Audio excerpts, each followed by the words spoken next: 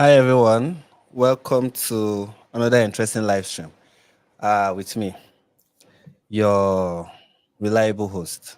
Even though the Nigerian network sometimes doesn't make it reliable, but we try our best. How is everyone? How are you guys? We have so many people tuning in. I can see from Sweden, from Ghana, from let's see Sonzu from Ghana.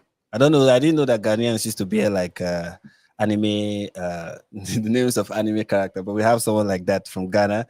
We have from Sweden. We have from India. We have from Leicester. We have from the Netherlands, and I don't know what country is this, but we have someone from there too. Luxembourg, I I'm think happy. so. I'm happy to have each and every one of you here with me today. And I have a very interesting guest, and we are going to be talking about a very interesting subject, which revolves around London. But before that, I need to make a couple of announcements. Okay, let me put all the announcements out there so that we can get straight to business. Please like the video, hit the like button, smash it like they say, smash it, destroy it, pounce on it, punch it, whatever you want to do to the like button, do it. Also, I didn't even do that, but once this video is over, I'll put the link to. Okay, it is already there. If you just click on his name in the description and on the title, to take you to his channel. And I want you guys to check his channel out and subscribe and watch the videos there. He has a lot of interesting interviews that he has conducted over the years, I believe. So go there, check it out, and subscribe. Also, congratulations to every one of us. The 100 membership mark has been reached thanks to Jazz. If you guys were with me on Saturday, you saw how we got there. And yes, the videos that I promised will be coming shortly. But today, I'll be dropping a video today or tomorrow by 12 a.m. I'll be dropping a video. Those who are members who have access to it, but the rest of you who have access to it will be able to watch it by 7 p.m. tomorrow. Yes, right? 7 or 8, thereabout. You'll be able to, it will be public, 7 or 8. Also, please, I have not been doing this well enough, and I need to, it is necessary. Check out my Twitter. The link is in the description. Go there and follow yours truly. You need to see the number of followers I have on Twitter. It is it is nothing compared to the subscribers I have on YouTube. It's like 400% less than the subscribers I have on YouTube. Is that bad? Okay, let's get to 1,000. Maybe by the end of this live stream, we'll get up to 1,000. Guys, we can do it. Okay, please help us make it a reality. And yeah, that's all the announcement I want to make. And yeah, that's it. I can't remember any other one. If I remember, I'll mention it as we go. Also, please send your super chats. If you have questions for our wonderful guest, send them and we'll look at them and we'll respond to them. Yes. So, Momus, how are you? I'm good. Yeah. How was how has your week been? This is the beginning of the week. How's the beginning of the week been? Well, it's been good because past 2 days we've had good weather. Okay. We had 21 degrees, really sunny, so that's good weather for us. So yeah, been that's out something in the that garden having fun. Yeah, that's something that a Nigerian cannot relate to. Here I we know. always have we always have what you guys would define as a good weather. In Nigeria, we have good weather all the time, except when it is super sunny. And I believe that super sunny for you guys will also be good weather. Yeah. Today was sunny. It didn't rain today, although we are getting close to raining season. Here in Nigeria, we have just two seasons. We have raining season and then we have dry season, like we call it. Uh, so please just in like 5 sentences, introduce yourself. Let us know who you are and what you do. Okay, so I'm Momus Najmi, as you guys know. I have a podcast, the World of Momus podcast. It used to be just history and mythology, but since January, I've been having conversations as well. So up the conversations bit, I've only done it for 5 months now. But I've had Mm, a podcast for over a year or so, and with just history and mythology. Those are my interests. Also have a novel out, like The Silent Betrayal, that's on Amazon and stuff like that. I have a Substack. It's also called theworldofmos.com, where mm, the stuff, whatever I can find and stuff like that. So that's sort of me. mm, I'm an ex-Muslim, although I don't really identify as an ex-Muslim. Like, just I feel mm, uncomfortable even saying that because I'm so indifferent to Islam. Like, it just, I don't give a shit about it. So, you know, it's just something I was, and then I, realized that, it was bad. So I left it. mm. It's sort of a thing, All right. So tell us about your upbringing. I from what I Hmm. know about you, you were born in Kuwait, right? How Yeah. was it, being born and raised in for I think the early part of your life in Kuwait? How was it in Yeah. Kuwait? So, I mean, that's when I know about Nigerian weather. Being born in a desert, yeah, I mean, it got really hot. So I was born in Kuwait. My mom and dad got married over there. My older sister was born there. So, but obviously, as people might know, I don't know if they know or not, but Kuwaitis don't really give nationalities to people who are born there. They Mm, only give to pure Kuwaitis, sort of like, from their tribes and stuff like that. mm, But anyways, we were there. I think so I was 4 years old, around 4 years old, when the Gulf War happened in 1990. mm, So we were there, and then we were given the opportunity to leave Kuwait early, mm. which we didn't take because we didn't think Iraq would do anything. I was like, Saddam Hussein won't do anything. And then Mm, when we realized, okay, he is there now. Like one day, my mom woke up to find like tanks on our street, and she was like, mm, "What the hell are you guys doing?" They said, "Oh, we are Iraqis. Now go back to your home." I was like, "Oh no!" mm. So um, so we had to travel by road basically, because Wow. every other border was shut, the planes were shut, so we had Mm, to travel by road. And we went to Pakistan because obviously my mom and dad were from Pakistan. So mm, those are the default identities that you give, passports and stuff, of mm, Pakistan. So we had to travel back into Iraq, who was actually attacking Kuwait, and then mm, from there to Turkey, Turkey to Iran, Iran to then Balochistan, part of Pakistan, and then into Karachi, where my parents were from. So that took mm. us like around 2 months or something like that.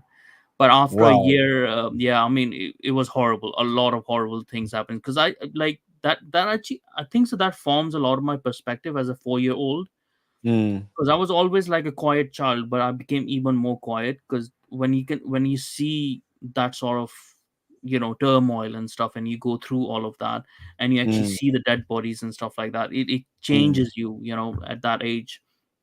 But after a year in Pakistan, my dad, because the war was over very fairly quickly when America came in.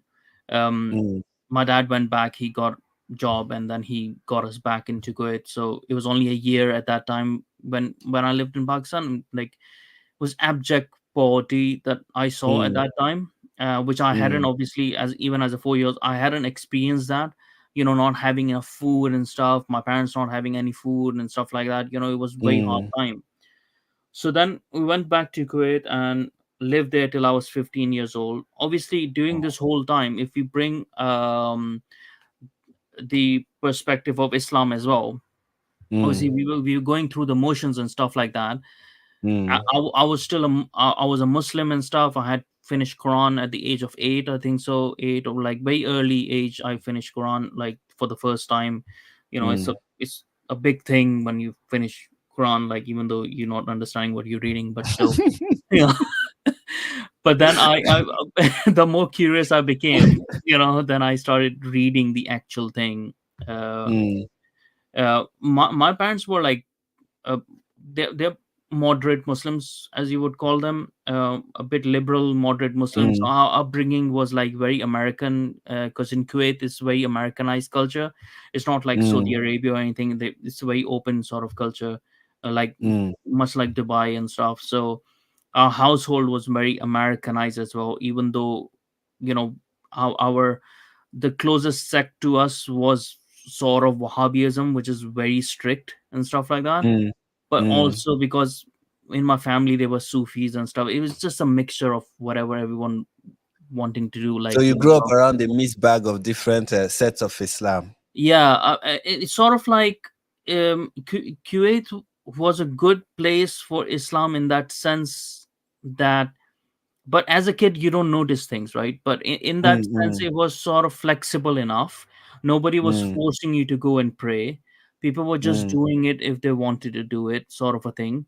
um mm, there weren't any restrictions on women or men, and like, it wasn't that harsh. So people were doing it by themselves. But at the mm, same time, as a kid you don't realize certain things. You read in papers but you don't know, like, we used to hear every week, there was a Filipino who jumped from her window, right? mm, Every week there was a Filipino woman, a maid, who jumped from the window, right?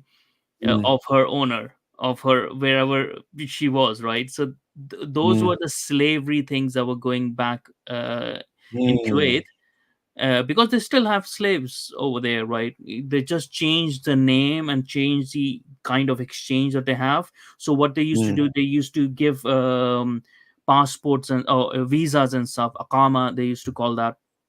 mm, Akamas, they gave it to non-Arabs, right? mm. And as soon as they come to that country, they take their passports away. The Can the you? guy the guy who I, sponsors I, them. I, I've had something like that with how people get to work in Dubai, especially coming from India, and Hmm. how once they get into the country, their passports are taken away from them, and then they are Yeah, basically at the mercy of their employer, who yeah, uses them, who will use them anyhow, and give them yeah, the least form of treatment and yeah, welfare, yeah. and it's usually horrible. Sometimes they don't even get to feed properly, and they No, just no, no, get to work. it depends on which country they're coming from and like for what reasons and stuff. So from Mm, Philippines, the Filipinos who are usually coming, they were usually getting them as maids, right? Not as like mm, maids, actually as nannies for their kids, because the Kuwaiti women couldn't be bothered to raise their own kids, right? So it's true, like, they used to they used to get them and get their passports, and then mm, Some of the Kuwaitis women, like, they were mental, right?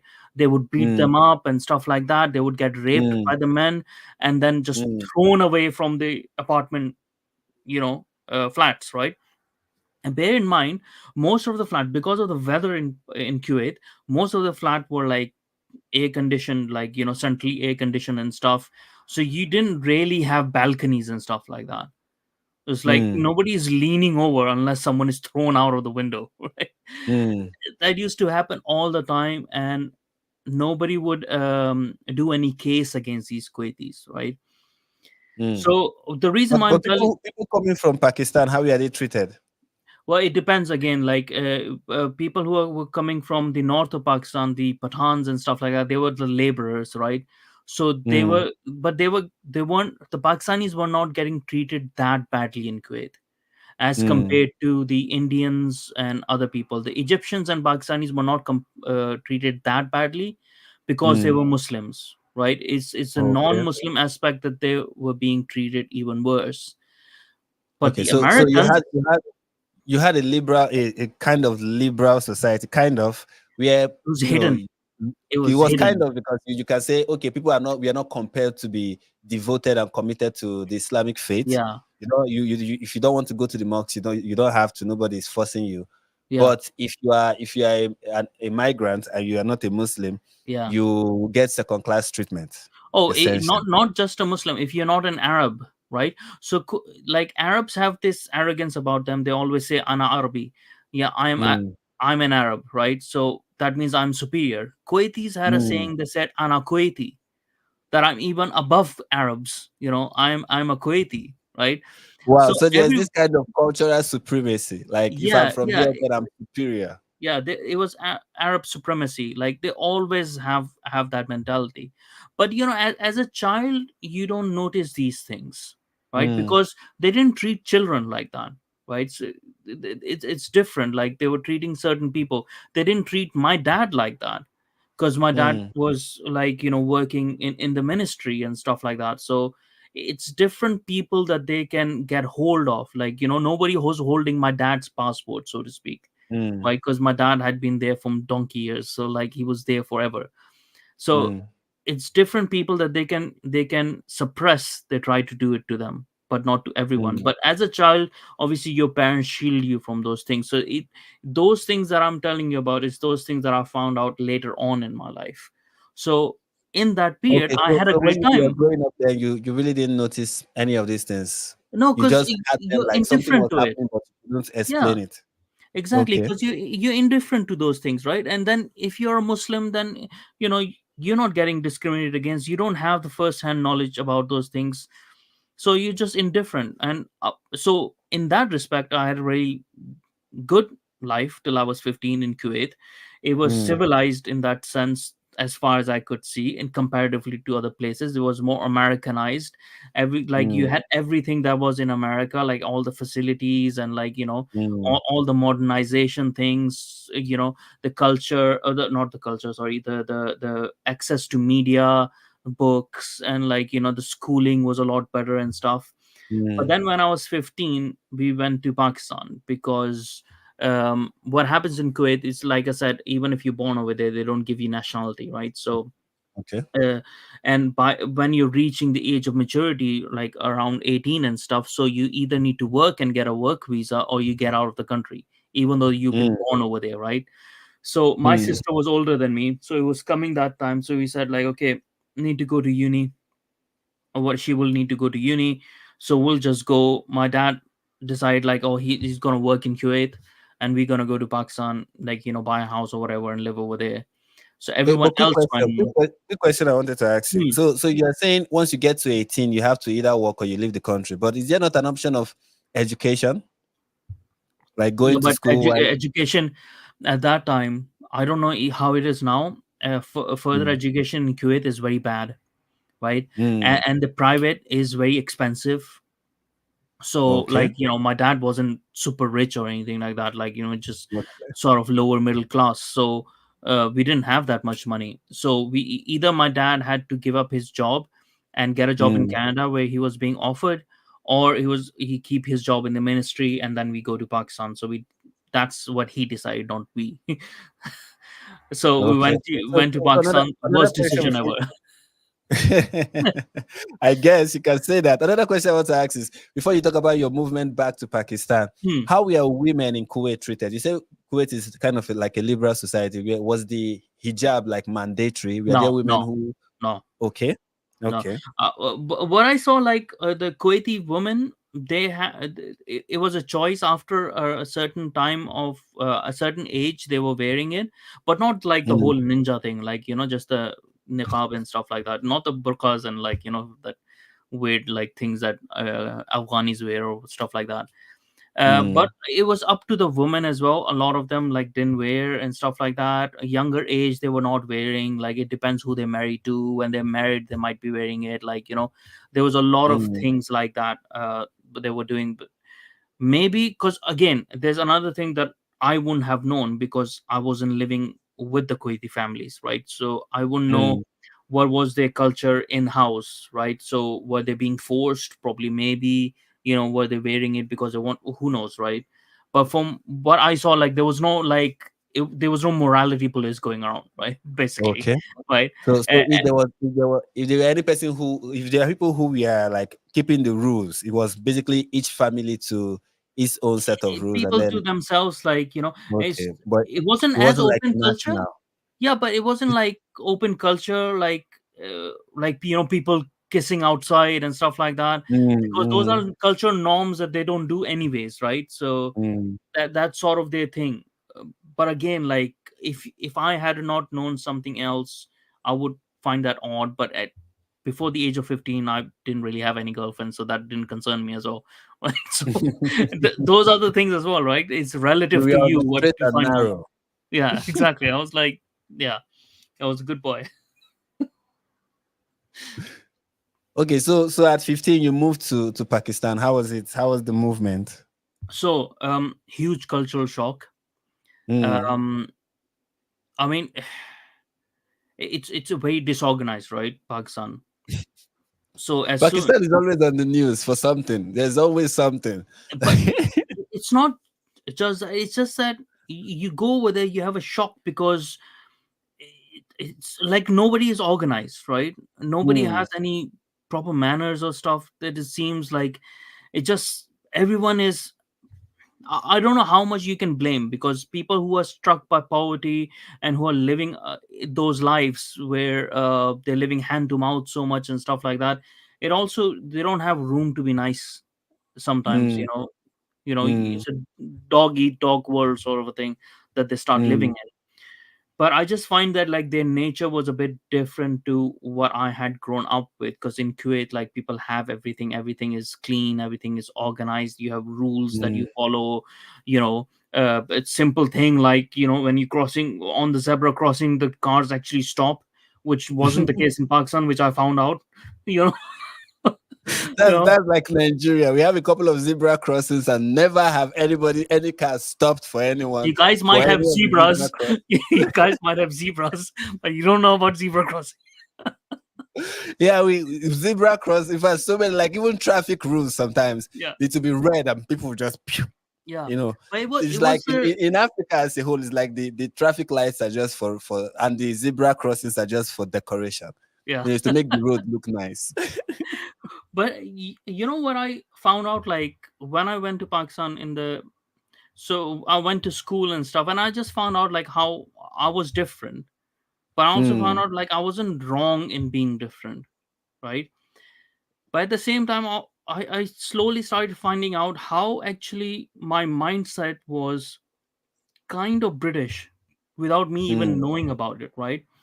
And mm, how I had some Christian precepts, even though I had not encountered Christianity at that point so closely, is because, mm, and it's because, probably because British culture from the beginning had been enshrined with Christianity, right? So the British ways of doing things are very Christian ways of doing things, like in their core, right?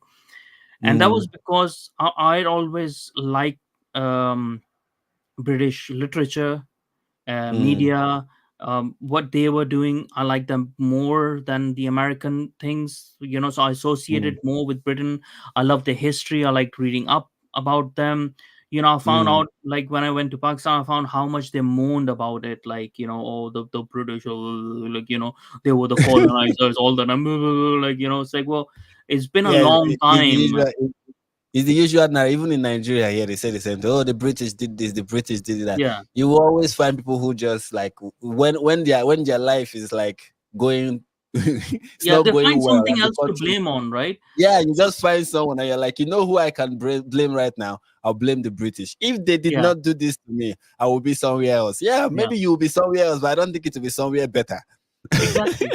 And I used to say to them, like, everything good that you have as a society in Pakistan, that is the things that you associate with Britain, actually, like, not that you associate with Britain, but they have come from Britain, including Mm, your law, right, which they have now, they since in 1990 they corrupted that law, but it was mm, based on English penal code, the English common law, Pakistan penal mm, code, right? That's why the mm, law in Pakistan is written in English, right? mm. The government language is English and Urdu. So, like, those sort of things. And you go around, you see the train stations, they are the ones that have been built since the time of Britain, right? Since the time of I, British I did Empire. I did a live stream on Saturday about this very thing you're just talking about now. Like that was what my live stream on They're Saturday was still about. working, they're still Yeah, I working, was that's like, the thing. people always condemn the British for so many things, but like our legal system, it was the British. We use Yeah, common law. Many people don't know that our legal system in Nigeria is based on British common law, yeah, and it has been serving us well. We have so many roads and infrastructure in Nigeria that are still long standing today that we are built by the yeah, British, and the yeah, ones that our government built, it doesn't last. It's just after 10 years, it's yeah, collapsing. Why the ones that the British built for like 60, 70 years is still standing? yeah. You know. But that's the thing. Like, something else I noticed later in my life, when I reflect back, is how easy it is for people who are not in these countries like Nigeria and Pakistan and India and those places to fall into this idea that British Empire Mm, was just bad, right? And if I had stayed in Kuwait, maybe mm, I would mm, have been more liberal, and I would have got away from British influence, and started blaming Britain. It's because mm, they're not in these countries. They don't see actually that Britain they didn't just go over there and they took everything from people. No, they built stuff over there. They built infrastructure over there, right? Now, no other colonizer has done that. No other colonizer in the history has done that. That they go over there, maybe Romans up to a point, but they go over mm, there and they build infrastructure, not like just for themselves, but for the people and how their people will mm, interact, and that they own officials and stuff, learning their local languages, trying to understand mm, the culture, communicate with them, and like on that level, trying to build relationships. It's like it shows you that this hatred is coming out of resentment and not factual reality, right? So that's what yeah, I. it's another thing I even noticed when people talk about the British, like the British colonial force, in especially in Nigeria, in Yeah, Africa, West Africa, wherever. Is I often notice this thing they do all the time. They compare the British to an idea. They don't yeah, compare the British to their peers.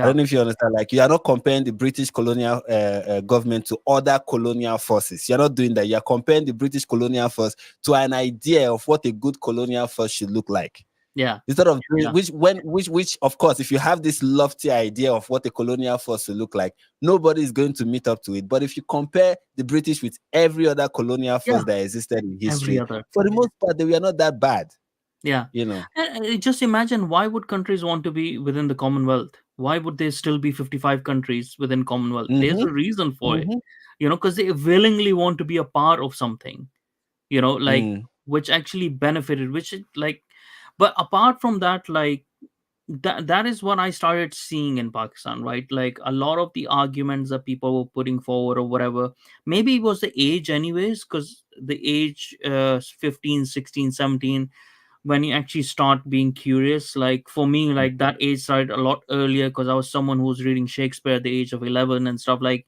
that age of curiosity came a bit earlier. But I found like a lot of the arguments, whenever I used to get into arguments with people, were very emotive, and they mm, were very subjective and emotive, and they were very much driven just like their religion was being driven, right?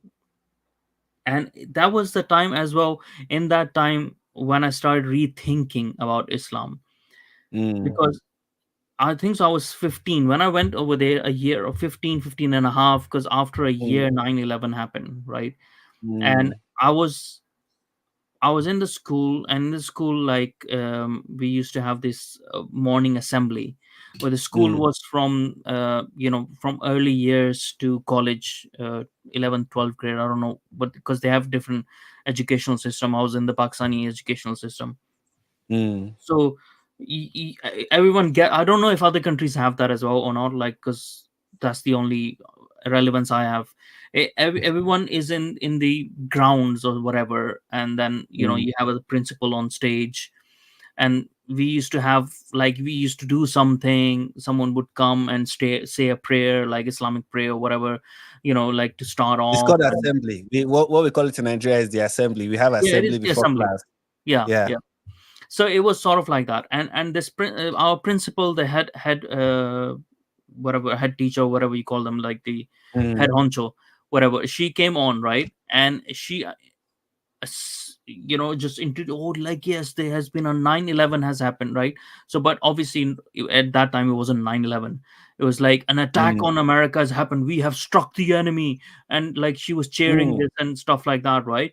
And mm. the like everyone was cheering with her, and I was just standing out there. I was like, but innocent people have died, Wow. right? And Mm-hmm. here I am, like 15 and a half years old, but still with more consciousness than my head principal. I was like, how can you, what, you say Islam Why is will a you religion of celebrate? peace? Why will you Like, celebrate the demise of people like that? yeah, I mean, and these are my educators, right? And Mm-hmm. obviously I saw like few teachers who were not like, they were like, what the fuck, because I knew those teachers, they were like liberal, right? That in Mm, Karachi is somewhat of a like educated city in Pakistan. It's a mm, business hub of Pakistan, right? And you have mm, actually a lot of hidden atheists and liberals in Pakistan, are majorly in Karachi or in Lahore, right? So they don't go mm, along with this death to America crap and stuff like that. mm, So it was a shock to find it in a school, and that was a good school as well. It wasn't a shit school or anything. Like, it mm, was a private school, so it was a grammar school. So it was good school. It was mm, just shocking for me that everyone was going for it, everyone was cheering it, and it's like, oh, there's innocent people have died. And even then, I remember something about, oh, but there were 3,500 Jews that were not at work. I was like, fuck's sake, their fascination with the Jews is mind-boggling. Everything even starts even and ends with among the Jews. deaths, they are like, how many Jews did we kill in the Yeah, process? like, otherwise it doesn't matter. I was like, I already had doubts like about Islam for a very long time. Even though I tried to, after that point, I tried to like become more Muslim, because in my head I was Mm, like, these people don't know Islam, the right Islam. mm, mm, They have gone away, because in Islam we don't kill innocent people and blah blah stuff like that. But I soon found out how wrong I was. Right, so I started researching myself. I went through a period of like trying to hold on to an identity of Islam that I mm, could assimilate to, right, or I could like have.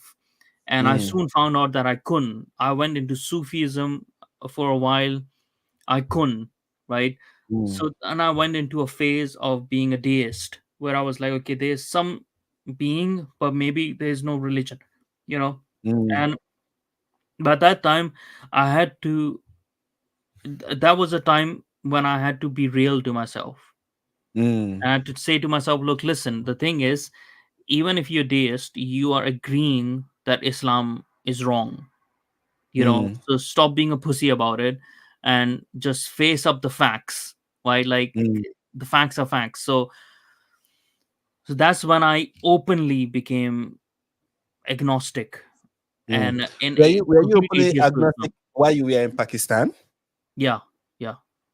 Wow, So, and you were not. How was it? How was it? What was the reaction from people around? Was it okay to be so, openly agnostic, or so, has is it that things have changed now and it's well, not as it was then? openly, like, it wasn't as if like, I started going like with a placard and saying like, oh, Islam is shit and stuff like that, right? So it was to my friends who were Okay. around me, but like that's dangerous as well, right? Friends and stuff like that, because they can. But my friends were like more educated and stuff, and we would argue about religion, about theology, and like stuff like a philosophy and stuff. But at the end of the day, it was like personal to each of us, so we didn't like that much. I did what I used to do sometimes, or used to go to the mosque and try to pose some questions, right? Mm, Not openly say like leave Islam as such. Like some of the people I did used to do that, but I would just pose questions that make them think, right? So I had mm. some people come to up to me, they started threatening me as well. They said like, we know what you're doing, blah blah stuff like that, right? But it was weird as well. At that time, like, I had a mohawk, like Mm.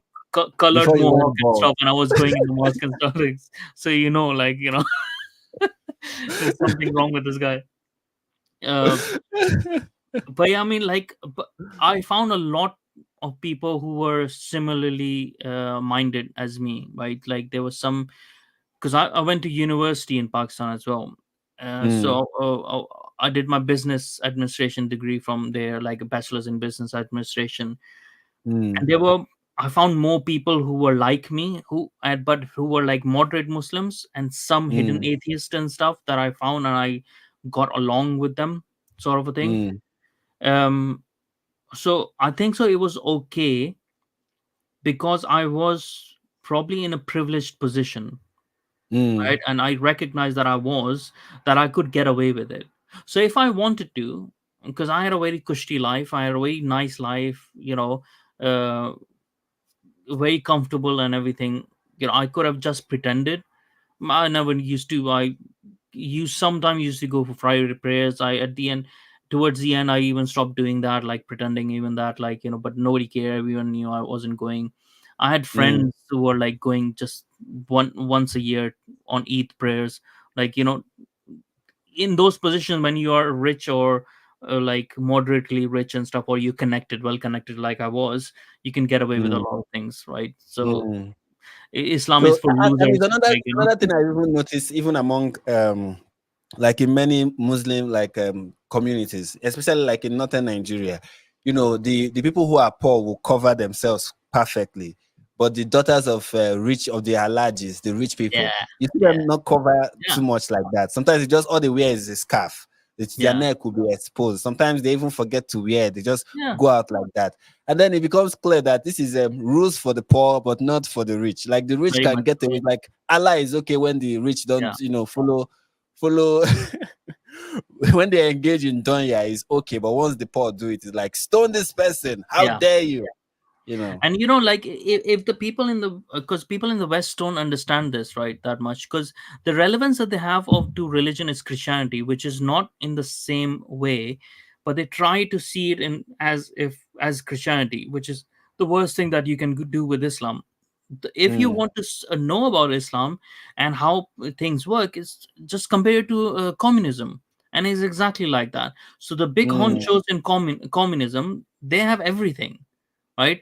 So the equality and stuff like that, that's for the lower order, like that's for the poor people to follow, right? mm. The higher ups who are controlling you, they have everything. It's exactly Yeah, like even communism. and they learn it from their prophet. I mean, look at their prophet. Hmm. The rest of you will get 4 wives. He got 9. You know, Hmm. Hmm. he was not following his own laws. He was not Yeah, following his own the yeah, ones he wasn't following it. But yeah, everybody around him was following what he said. Oh, you will do this like this. This is what Allah says, but he's not doing it. It's yeah. interesting.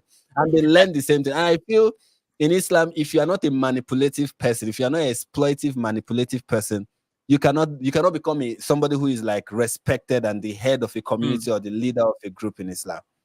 Yeah, I mean, you can become respected. It depends, because when I was growing up, like there were a lot of people who were like very honest, very hardworking Mm, and honest and stuff like that. Honest to a fault. Like even if they saw money on the road and they're poor people, they would return mm, it. Like those sort of. My dad was that person, right? My dad was mm, that sort of a person, and I have a lot of like examples from him as well in that respect. And those people mm. were respected, right? But respect doesn't pay in these But, countries. were they in positions of power? Yeah, yeah. They will not give you a position of power because they know once you get a position of power and you're an honest person. They have examples of kings who have been very honest, right? And they have completely shut down on corruption. So Mm, they know that there's a period of time that can happen, so they try not to have completely honest people. They try to mm. have people like, just like communism, right? They try to have people who have some dirt, right? So that they have some dirt on them. So So that they if can have they, some leverage yeah, over they them. can clip their wings if they're like flying too Yeah, much. yeah. If they are because if they are going rogue, if they are not getting in line with the program, you just say, "See, do Yeah, you want us to expose you? Do yeah, you want us to ruin your reputation?" yeah. Yeah. But overall, I think so, like it was a matter for me of being honest, right? Because I researched a lot and I read a lot about Islam. And the more that you read about the life of Muhammad, you're like, you can't condone it, right? If you are Mm, a good person of conscience, you just mm, can't condone it, right? And there's little things in Islam that you start picking up, that you start seeing, especially when you start reading the Bible, right? You understand mm, like where it's stolen from. a lot of the Mm-hmm. things in Quran, but without the wisdom, right? They've stolen it, but they haven't got the wisdom of it. They're taking literal meanings of where the metaphorical meanings are supposed to be. They've taken literal meanings of it because they don't have the sophistication of it, right? So this as well the people what don't understand, like Islam was made by, you know, desert dwelling goat herders, right? So they didn't Mm-hmm. have the same sophistication of the West, which was even 600 years, even not even 600 years, 5,000 years before them, right? Since the Mm. time of Judaism and stuff like that, there was a lot more intellectual sophistication in those area, in those regions and stuff. So when they're talking about things, when they're talking about divinity, and they're talking about religion and God and stuff, they're not talking about you know, like a bedtime story, like someone Mm. who, like, you know, "Oh, there's a monster under your bed, if you don't do anything he's gonna pull you," like, you know, that's not the sophistication of Bible is like miles ahead of that, right? So this is what they don't Mm. understand. Obviously they didn't understand the wisdom of it, but they took the Mm. stories from it. And the more that you start reading the like Bible and other bits, even if you read Bhagavad Gita and of Hinduism and stuff, you realize, like, you know, the relation of ship of God and human beings are a lot more sophisticated than what Mm. Islam has got it, right? Mm. And there's no spirituality in Islam then, because, and there's no sophistication in that understanding of Islam, and that Mm. forms their culture. And that's what I found, like the Pakistani culture, like obviously there are different ethnicities in Pakistan, there are different languages in Pakistan. Mm. You know, the family that where I was from was Muhajirs, the Urdu speaking family. These were the people who, Muhajir means a migrant basically. So these were the people Mm. who migrated from India to Pakistan at the time of partition in 1947.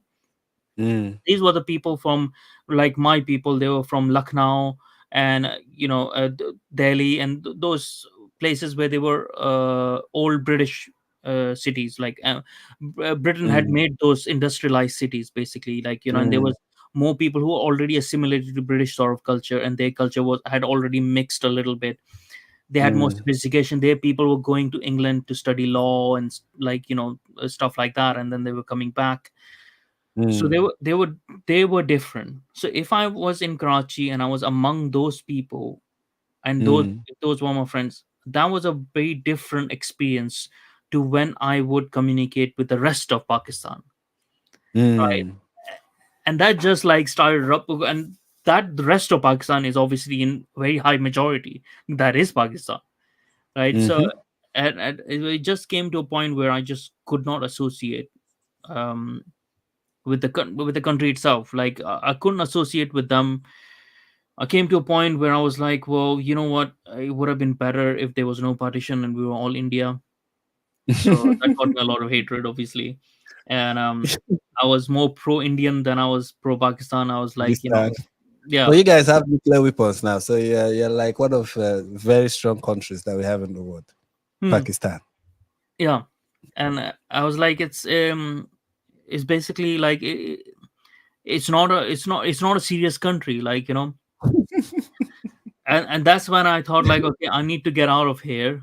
Not because I could get away. Like the thing is, I could manipulate the system, right, very easily. I was in that privileged position where I could take it to my advantage. I had to follow nothing, and I would be rich and, like, you know, Mm. well off and stuff. But it's sort of like a moral thing. Like I have to live with myself, right? I Mm. couldn't do that, and I was like, well, I need to live where I need to live for in a place and belong to somewhere, right? Because I had Mm. never belonged anywhere. Well, I don't know Mm. if many people experience that, but you're born in a country who doesn't And accept you you as feel a like you home. don't belong there. You feel like you can't relate to the people around you. You feel like the let's say the level of consciousness with which you are operating from and the ones of the people around you is just not the same. Yeah, Like you are operating from a different worldview, yeah, different like opinion. Like it's like you almost do not agree with with them on anything. You know, exactly. I understand what. Constant struggle, a constant fight, Mm. spiritually, mentally, like physically. It's constantly everything, right? mm, Like all the time when I'm seeing about, like, these are, like, I don't like saying it, but you know, with the stuff that would go in my head, it's like these are animals. Like I can't live among these animals, like, because they're not acting like humans, right? Uh, and that's something actually my mom used to say, like, because when we used to say about Islam, Islam, Islam, so she had a mm, saying, like, first learn to be insan, then be Musliman. Insan means human in Urdu, right? So she used to say, first learn to become a human being, then you can mm, become a Muslim, mm. right? And that is a Even though many Muslims do not agree with her, they will first be Muslim, and humanity is out. It's not even an option. Mhm. And this is the sort of visceral reaction that most people in Karachi have with a lot of Pakistan. Like the people who are from, the Parsis are the people who came from Persia to Mm, Pakistan, when the Shah of Iran like had an issue, like they came to Pakistan at that time when Shah of mm, Iran like was ousted, or like Ahmadis, like how they are treated and stuff. They're more intelligent and like more educated people and stuff, like, Urdu speaking mm. people, and like our culture was very different to most of the Pakistan. Like we were very kind to each other, or tolerant of each other, and like, A little bit tolerant and liberal compared to the yeah, rest of the population. yeah. And like the way that we interacted with each other was also like, very much like British, like very English culture, like, Mm. so that I just thought, like, I need to get out, right? And that was the point where I thought, like, whoa, I don't just want to get out because I can go anywhere, right? I had family Mm. in, I have cousins everywhere, right? Speaking of Uh, cousins, before we talk about how you live, I feel you're about to tell us how you left Pakistan to, I think, to the UK. yeah. I have two questions. Question one is, how did your parents and your relatives take the fact that you became agnostic? How Okay, what was so their reaction to that? And the second question is cousin marriage. Tell us about cousin marriage in Pakistan. um so what should let's tackle the cousin marriage first, right? So Okay, let's start. eh, I think that will be more interesting. 65 plus percent of Pakistanis like are cousin, like, Mm, consanguineous marriages they have. I think so. Obviously there's a justification and Kuwait as well, like even though being rich 55%, right? Uh, mm. the justification of it comes from Islam. Obviously the Yeah, from the justification of Quran. everything that's wrong in Islam comes from Muhammad, because he was a sexually depraved person, right? And No, he it's would actually, it's do actually, these it's stupid actually things. written in it's actually written in the Quran that it is okay to marry your cousin. Yeah, because he wanted to, right? So every sexually depraved act he wanted to do had to be allowed, right? Because obviously he was the one reciting the Quran.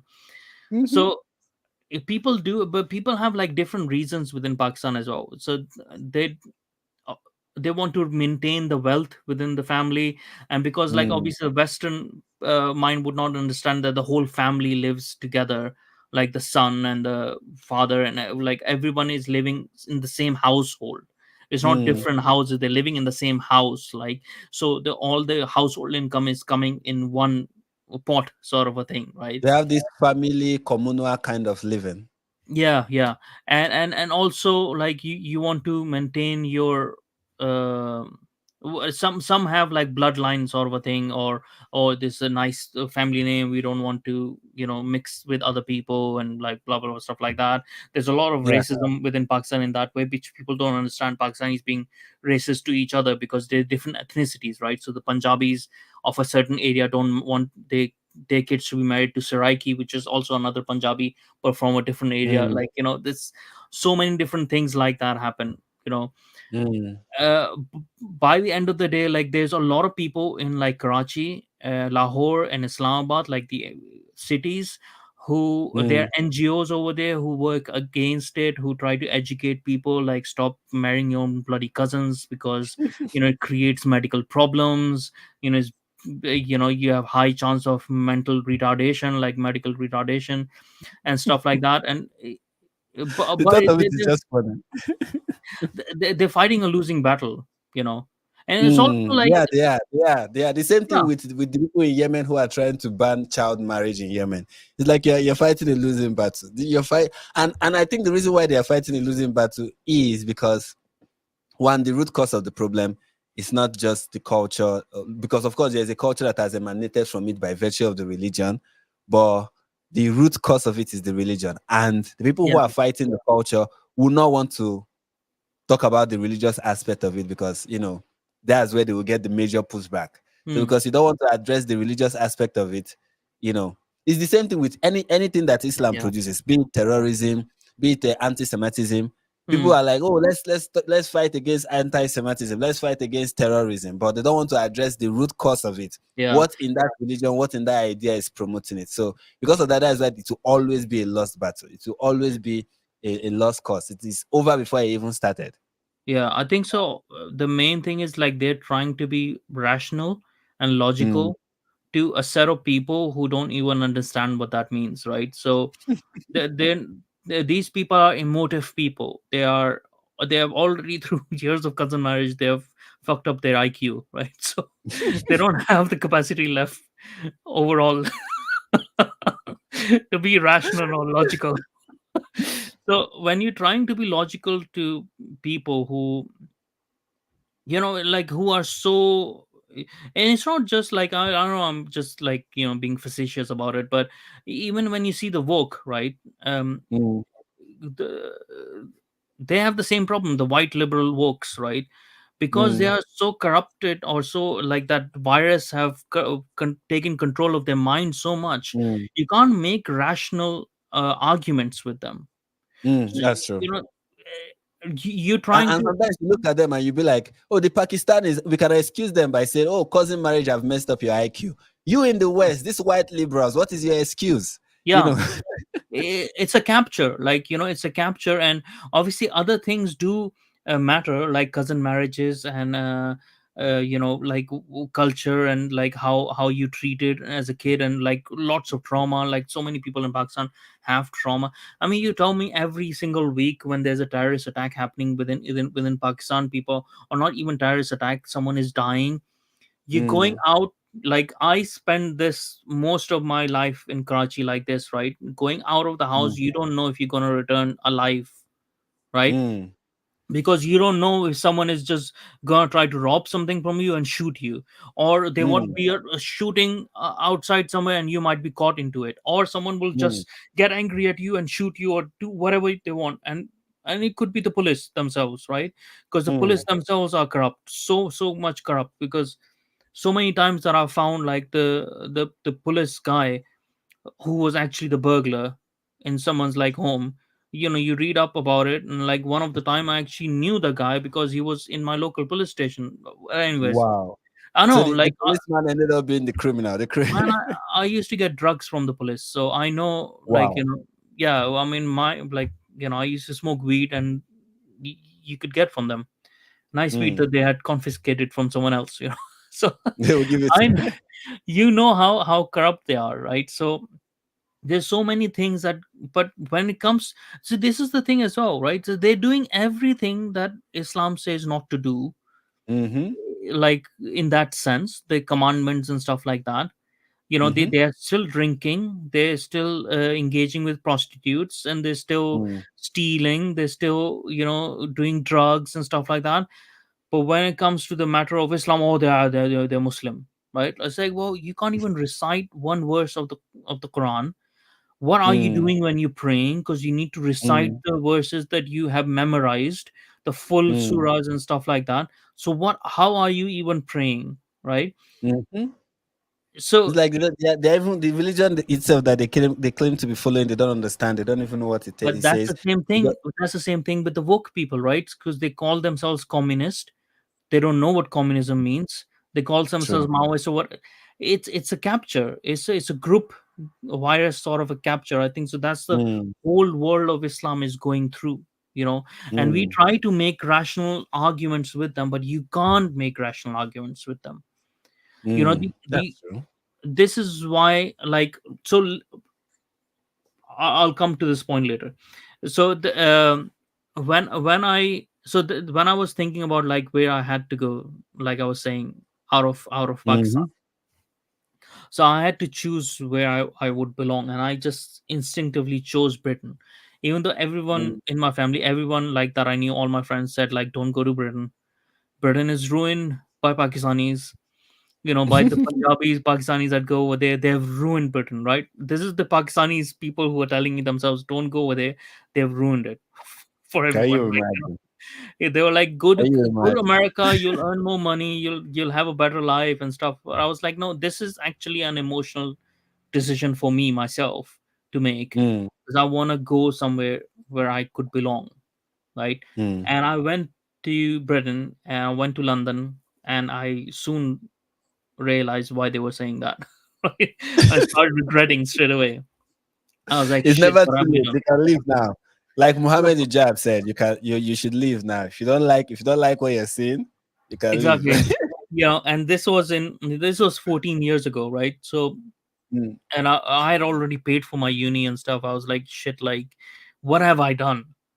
Well, I was like, this is like, because London was, I was, I've said this many times before. Like, I felt like Paddington Bear when Paddington Bear comes to Paddington Station, and mm, he's standing over there, and he doesn't know, like, he's trying to shake everyone's hand. He got his hat down, like going to greet people in Paddington Station in London, but everyone is like just goes past him, right?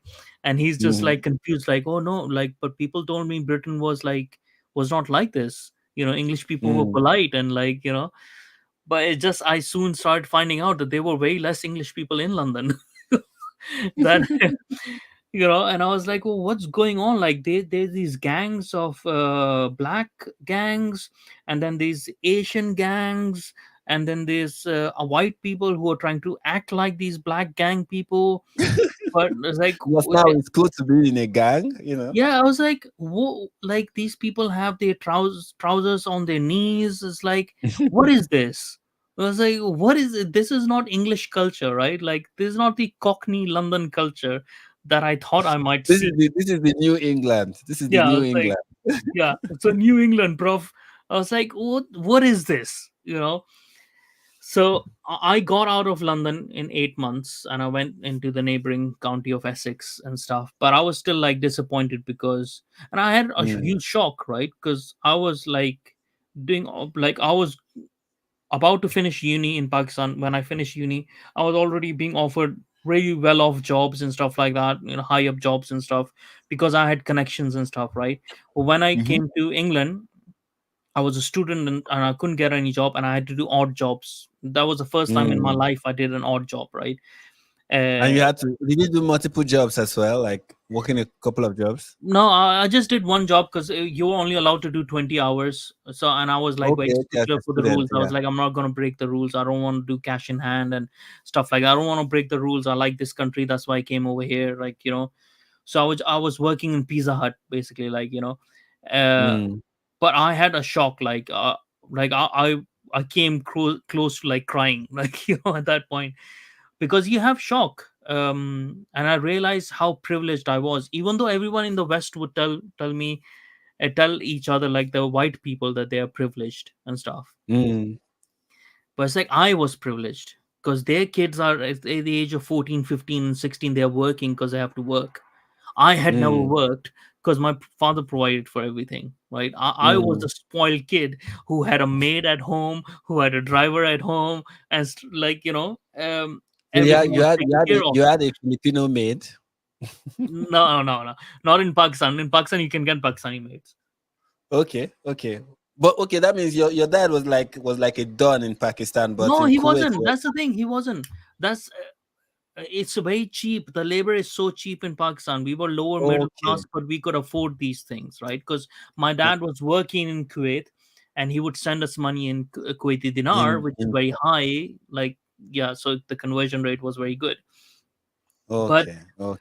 the thing was It's like just the like life. it's just like people who have relatives working in the UK, and then you send back part of the money you earn to Nigeria, and the money, even though in the UK it may look like it's a small amount, but in Yeah, Nigeria you can use it to you are now a don because of yeah. the money.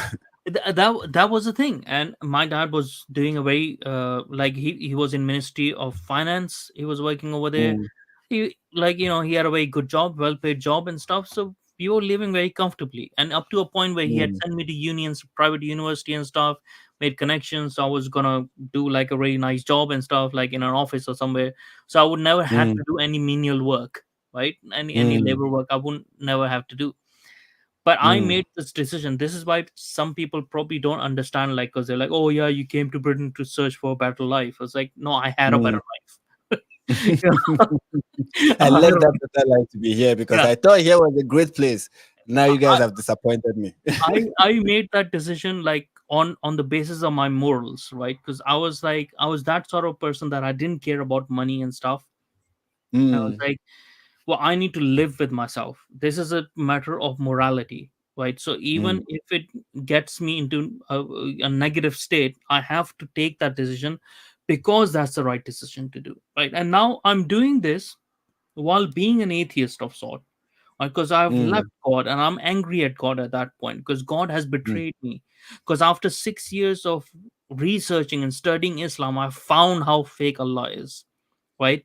And mm, that's the only God that I've like grown up with, right? So I became a very militant sort of atheist, but I still have a very high code of morality, right? So and I mm, was like, well, uh, I'm standing for truth. That's why I left Islam. That's why I won't like fake it. So whatever comes my way. So mm, I was about to leave Britain, not because I didn't like I I just hated what Britain had become. Like in those times that I mm, saw, like I didn't find that much Englishness and stuff, and I was like, well, what's I just don't like it. Maybe I'll go to America, like my parents were saying anyway. So when I finish my uni, I'll go to America. But that's when I met my wife, who came from Poland at that time to just work in the same Pizza Hut that where I was working. So she came on her uni break to work over there for mm, 2 months, and then she would go. But we met. She never went back. I never went anywhere because it was more mm, convenient for her, because she's close to her family. So like she can't go to mm. America because that would be too far away for her. So So you yeah, stayed back in the UK because of love. Love was the yes, reason why you stayed yeah. back. And then like the more I stayed, like the more I found out like how much I love Britain, because I love Britain anyways from before, right? Mm, But then mm. then I started moving to places where there were more English people and less immigrants, which is funny. Like, because me myself as an immigrant, I was like, I don't want, like, I was like checking like what is the percentage, what is the demographic percentage of this I think town. that is the same way I would be if I move to if I ever get to move like as someone staying in Nigeria, I stay like I don't mingle. I don't mingle. I Yeah. don't have a lot of friends, so I stay indoor a lot. Hmm. I just stay indoor on my phone or I'm reading Yeah. or something. I rarely talk to people, even talk Yeah. to my neighbors. Like Hmm. we can have like 10 neighbors, and it's just one person that I'm talking to most of the Yeah. time. So I may come off as snobbish because I just No, no, that was my life in Pakistan. That's why I was connected. so I used to tell myself if I find myself in America or I find myself in the UK, I would stay far away from black Yeah. people. But that's They what would I think did. I hate black people. But that's what I did. Like when I went to UK, like that was my whole point. I was like, I don't want to make any Pakistani friends. Like, get away from me. I got away from a whole country of you for a reason. Why Yeah, would I want to I come over left here and be with Pakistan you for a then? reason. I'm not going to come here and then join Pakistan in the extension. Pakistan Yeah, extension in the UK is not what yeah, I exactly. would do. No, I'm looking for the pure European Yeah. experience. But that's the thing as well. Like, let's say if I want to, but I'm like this when I kind of go on holidays and stuff, right? So if I go to Greece and stuff like that, I want to go to less touristy place where there's more Greek people, so I try Mhm, learning their language or something, or some phrases and stuff like that, just to communicate with them, ask them how it is, just mhm, have that authentic experience. So if I'm going to another country to live over there, and also not to live, right? I didn't just come mhm. to Britain to live. I come to Britain to be British, right? Yes. To have a belonging, to have a home, to be British, right? So why Mhm, would I want to live with non-British people? And they might tell me like, mm, oh yeah, but I like they're born in England. was like, well, that doesn't mm. make you English, or that doesn't make you British in that sense. If if Because what about the culture? The culture, the essence Yeah, of being a British person. Do yeah, you possess that, and do you manifest that? yeah. You know. The main thing about like British people used to be like their level of intelligence and humor, it came from humor and sarcasm. That's what they used to make fun of Americans, that they can't understand sarcasm because, like, they're stupid. But so, but this is how it was like for the Urdu speaking people, because Urdu speaking people in Pakistan, they have the same level of intelligence in their humor, right? So they Mm, do very intellectual humor, they don't do slapstick humor. It's the Punjabis who have like slapstick comedy and stuff like that. Urdu speaking mm, comedy, when you used to see before, was more about like intellectual comedy, like something like Blackadder and stuff like that. They would do that sort of comedy, right? So yeah, there was that Nigerian comedy similarity. Nigerian comedy is typically just slapstick, just doing Hmm. something. I don't. Some of it are really funny, but others I just feel like, oh, Yeah, please, it's can you low do something intelligence. else? It's sort of low Yeah, it's low intelligence, low intelligence. effort Yeah, it's one. low intelligence humor. Yeah, It's really low intelligence humor sometimes, and I feel, what about do something that, you be like, do you get that? Do you get that? And then when yeah, you get it, you see, oh, this is really funny. yeah. I mean, Yeah. it's like wordplay and stuff like that. You do like, but so the more that I stayed, like now it's been like 14 years. The more that I stayed, and the more that I stayed Mm, with the actual British people and stuff, the more that I started falling in love more and more and more to the country. But I was already in love with the country anyway. So finally, then I mm, became British and stuff. Like officially became British. mm, And yeah, like I don't really have any intention of leaving as such. Um, but there's other thing as well. Like the main difference has been over that period that I left my militant atheism, mm, because it was actually making me miserable. And mm, it, it was not to my nature, right? So it was changing me, it was changing my character that I found. It mm, was making me resentful, it was making me bitter and stuff like that. um mm, so I was like, it was so materialistically in line. They're so materialistic, most of the liberal atheists that I find. mm, um and mm, I was like, these material things, they don't matter. Like, well, you gonna take them to your grave, like it these this money and stuff like that. Yeah, it's nice to have more money, yeah, fine, like, but mhm, this is why, like, I got married quite early as well. I got together with my wife when we were like 24 or something like that. We got married when mm, what got married over 10 years ago. So yeah, when I was mm, 28, 27, 28, right? mm, It's because that those were the things that were more important to me. And we've been mm, together for 13 years. So those were the things more important to me, that connection, that mm, spiritual and human connection with other people and stuff like that. mm, And what I saw with a lot of atheists, and still I see with them, is there's so much bitterness, there's so much resentment. All that they do is like make fun of people, like who believe in a god or something like that.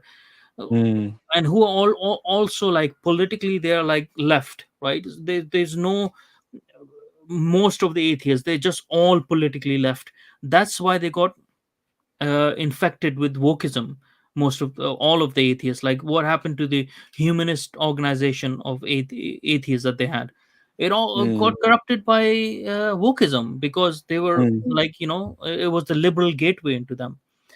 So mhm, over the years, like, I became like more Christian, like became more accepting of Christianity as a source mm, of wisdom. So most of the time I call myself, like, I don't call myself, I hate labeling myself, because like, well, I'm going through stages in my life and I like not labeling myself. But if I have to, I would be more mm, close to being a Christian deist, where I mm. believe in the wisdom of Christianity, but not, probably not in the every factual, it as a fact, right?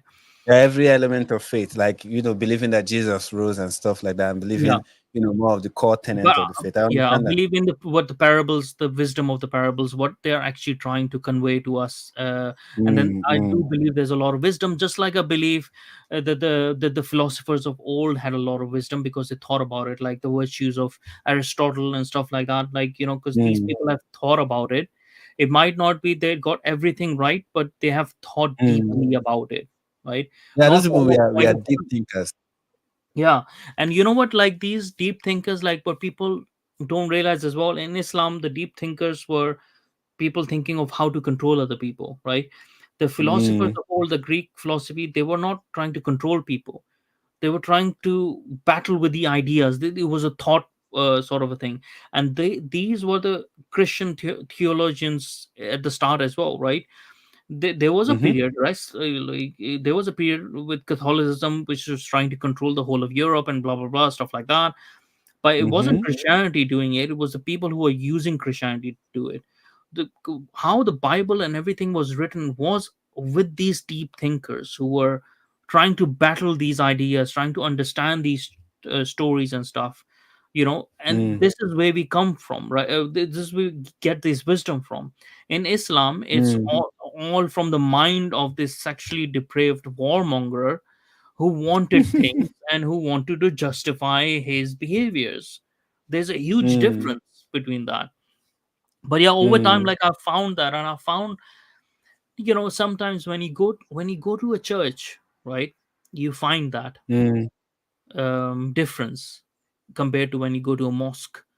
Because you go to a mm, mosque for a mm, Friday prayer or whatever, you come charged up as if like you're gonna conquer the world, like you're like son of Genghis Khan or something.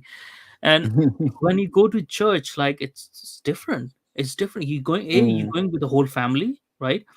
You're mhm, not like just men fighting, age men going over there to fight a war.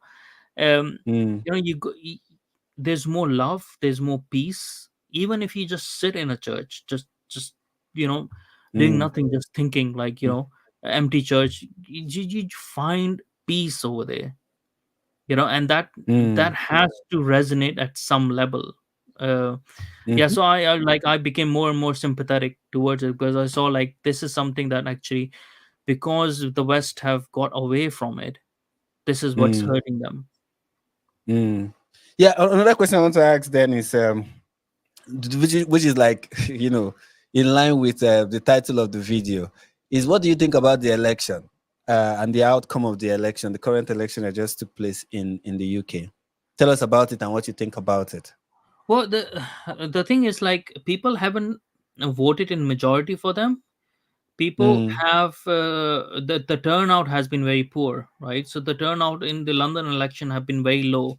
I think so, like mm, 20-30% or even lower than that. So mm, the majority of a minority has voted for Sadiq Khan, third time mm, running, right? mm, The thing is, like, people just don't like anyone anymore, because none of the politicians are speaking to them. So they don't care. What they have seen is like, no matter who we vote for, we're going to get the same crap, just in a different mm, packaging. We're just going to get the same thing. So mm, they haven't voted for so the only people who are more activated in this field are the Muslims who are voting for their Muslim counselors, mm, and the lefties, right?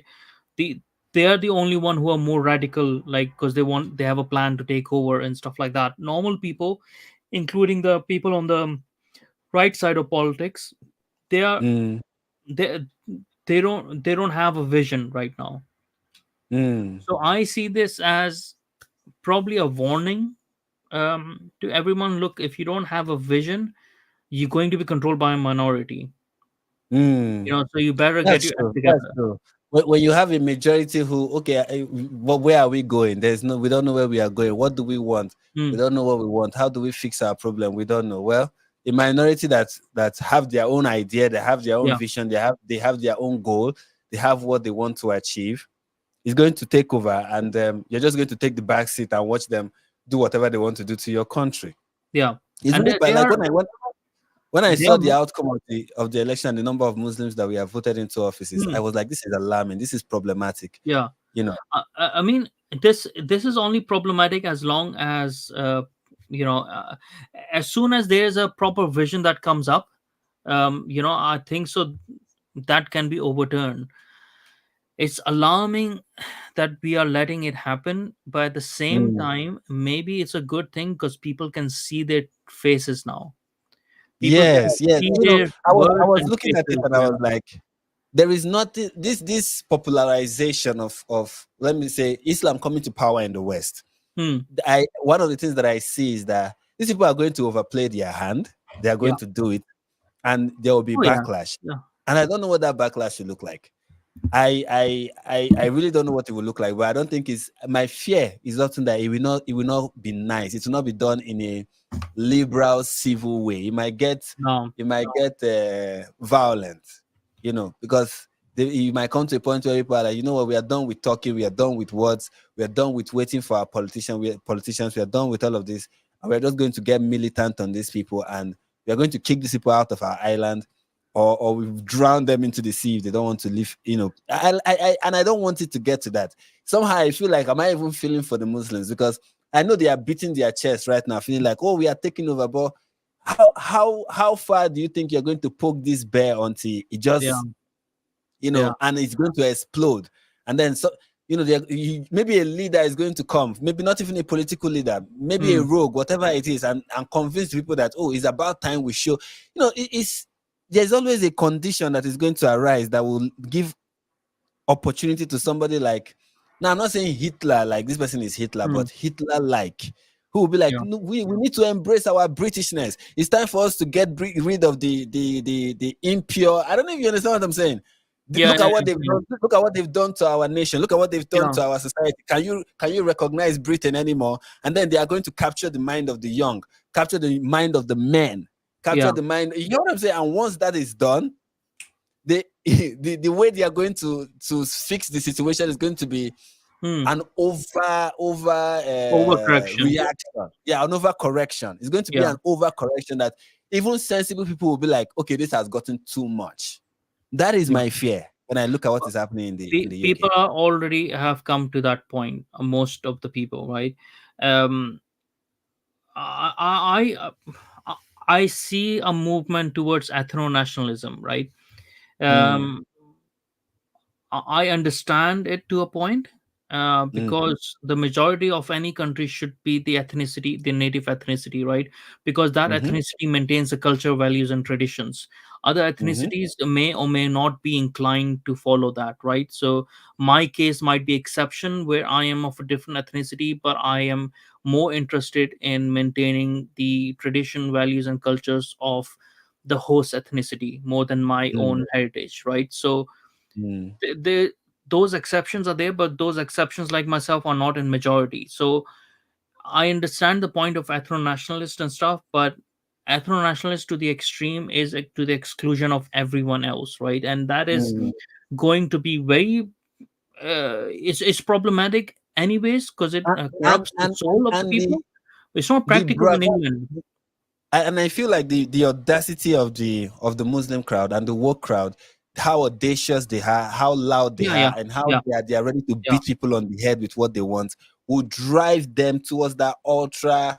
radical nationalistic movement that will be like, you know what, everybody get out.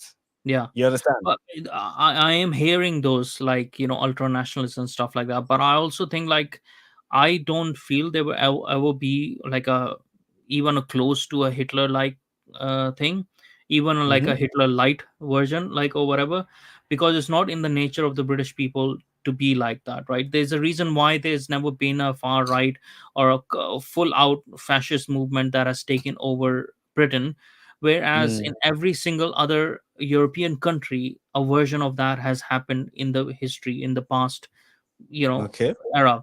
Because liberalism is a very English thing, like it has come from Britain, this thing. Mm. So the nature of the people is not like that. There are certain people who are like this and who are trying to drive the conversation over there, but the majority of the people would Mm. not go with them. Mm. So the majority of the people are looking for a sensible center right party so that they can get behind, where they can control the immigration, Mm-hmm. even have a whole generation pause on the immigration, which I'm in favor of. and Mm-hmm. stop immigration from the Muslim countries and start Mm-hmm. deporting people who are extremist and Islamist and stuff like that. I am probably more extreme than some of those voices where I say Islam as a religion has to be banned in Britain. The religious status of Islam has to be taken away, because what happens Mm, is, like, when you take the religious status of Islam away, then you all the exceptions that it gets taken away, right? So mm, you do not have the cover of, like, for your mosques and stuff like that. No, they will not be built anymore. They will be regulated if they have to be built, like all the current ones and stuff. Your congregation over there has to be regulated and blah blah stuff like that. You will not get special exemptions for your marriages or whatever, mm, cousin marriages straight to jail. Like, these sort of things are not happening. And if you mm, don't like it, well, you know where the door is, right? So that is a way of kicking them out in a way, because mm, they're not the problem is they're not conducive to the long term well-being of Britain. They don't care mm, about Britain, they want to convert Britain. So what is the point of tolerating such people, right? Because they're only going to destroy. They don't want to be a part of you. They don't mm, marry with your people. They don't want to mingle with your people as well, right? They mm, keep to their own and stuff like that. The marriage cousin marriage rate of Pakistanis within England is 75%. It's 10% more than in mm, Pakistan itself, right? mm, So you see what's happening over there. And they're marrying their own people from Pakistan as well, and then they're bringing them over here, right? So they're not mm, interested in, the moderate Muslims might be, who are like more British and stuff. mm, But again, like, their sentimentalities don't really matter that much. mm, But I don't think so. There is a the thing is, there is a truth behind ethno nationalism, which is why it gains some momentum. Um, mhm, because, like, even I as an immigrant can feel that, right? So even I as an immigrant, I'm looking for a place to live where there's less immigrants, so that I mhm, can find a more authentic experience of being in this country, right? So mhm, as a native person, y- they would feel that even more, right? They would want to be among their own people, and mhm, they don't want to live in, like, where there's, like, drum and bass going on over there, Jamaicans dancing over there, and, like, all the mm, time, like, or like Pakistanis bhangra going on over there, like, an Indian music. Like, there's a time for a circus, right? But at a time, like, the circus has to end, the festival has to end, right? mhm, mhm, That is natural, that is very natural, and I think so, like, we can accept that for every other nation in the country, in the world. mm, We can say that, oh, it's right for Japanese people to want to live among Japanese people, to be in a Japanese culture and stuff. You can say that for Nigerians, you can say that for Sudanese, you can say that for Arabs and stuff. But if the mm. English want that, then all of a sudden they're racist. So this is what people feel as well, and they will start getting more and more angry about that. But I think Yeah, so. The like majority, I don't think it's racist to want an ethno state. Like Israel is an ethno state, yet it has a 20% of Arab population, hmm, and also people from other parts of the world. But for the most part, they are Jewish, right? yeah, And like me, I don't prefer I don't prefer myself an ethno state. I hmm, like variety, right? yeah, I grew up in a place in Nigeria called Lagos, and hmm, Lagos had variety. It had people from all yeah, over the country. There is no tribe in Nigeria that you don't hmm, find in Lagos. But hmm, everybody had there was a rule, there was an understanding. yeah, This is how this place is supposed to operate. We yeah, knew the rule, and everybody knows the rule, and everybody is abiding by that rule. The yeah, problem with multiculturalism in the West is people are trying to merge. It's not just the coming together of so many cultures, which I think yeah, can be a beautiful thing. It yeah, can. But the way it is being done in the West is it's not going to be a beautiful thing because you people are like, no, no, there's this aspect of my culture that does not abide by the rule with which yeah, all of us have agreed upon. And they are yeah, insisting that that is also going to be put in place. And if you don't accept that, you're not being multicultural. It's like yeah, we believe in blasphemy law in my culture and we want you to enforce it. And we are like, no, here one of the rules is that everybody should be able to say whatever. You're like, no, no, no, yeah, no, no. For me, I like if you want multiculturalism, everybody has to agree to a couple of rules of how this multiculturalism will work. And if you don't agree on that, then it will not work. It will be a sham. It will be a mess. One group will want to lord it over the other group, and you're Well, going to have a big there problem. has to be a base culture, right? The base culture has to be the national culture and the laws and the values and traditions of that culture. Mm-hmm. They have to be the prime thing. They have to be the ones that are celebrated. They are the ones who supposed to have their festivals and stuff like that, because you're a guest in their culture, in their country and stuff, right? Mm, They are letting you come into their country. This is what people are forgetting, because and this is because of the liberals in this country themselves, who are mm, allowing their own country to be disrespected in this way, because they mm, hate their country basically, you know and they are allowing this to happen. Because mm, if you have other people coming in and who are not following the rules and stuff like that, and who are saying, mm, oh, we want to have sharia law and stuff. If mm, I was the king, right, I would kick that person out. And mm-hmm. if that person said, "Oh no," like want to do anything, I would put them, like, I would actually, like, sentence them to death, even, like, because it was like, well, you know, They're going to serve a serious punishment, like, prison that- sentence or something like that, or yeah, pay a I was like, fine. well, I'm allowing you to get out of the country. If not, like, then, because you are, this thing is like, yeah, I know, like, I'm just joking, anyways. But the thing is, like, that person is posing themselves as an enemy, right? Mm-hmm. So what An enemy of your culture, an enemy of your society. an enemy of your people, right? And Yes. that, and he's declaring himself as an enemy, and the enemy Mm-hmm. who wants to do you harm. So should you be so liberal for him, when he can kill your people, he can harm your people, or, like, Mm, so you have to have the strongest of punishments against such people, right? So mm-hmm. this is what I feel like, people are going to understand this. And if their frustrations are not articulated properly, then it's going to lead to more and more resentment, where you can have violence. And this is what I fear, that it is going to go towards violence. Look at what is happening in Ireland. Mm, People have had enough now, and they're going to start finding these immigrants who are accused of stuff, and they're going to start beating them up. Very soon it's going to start happening in Britain as mhm. well. If it doesn't, even though it's against their nature, but something has to kick in.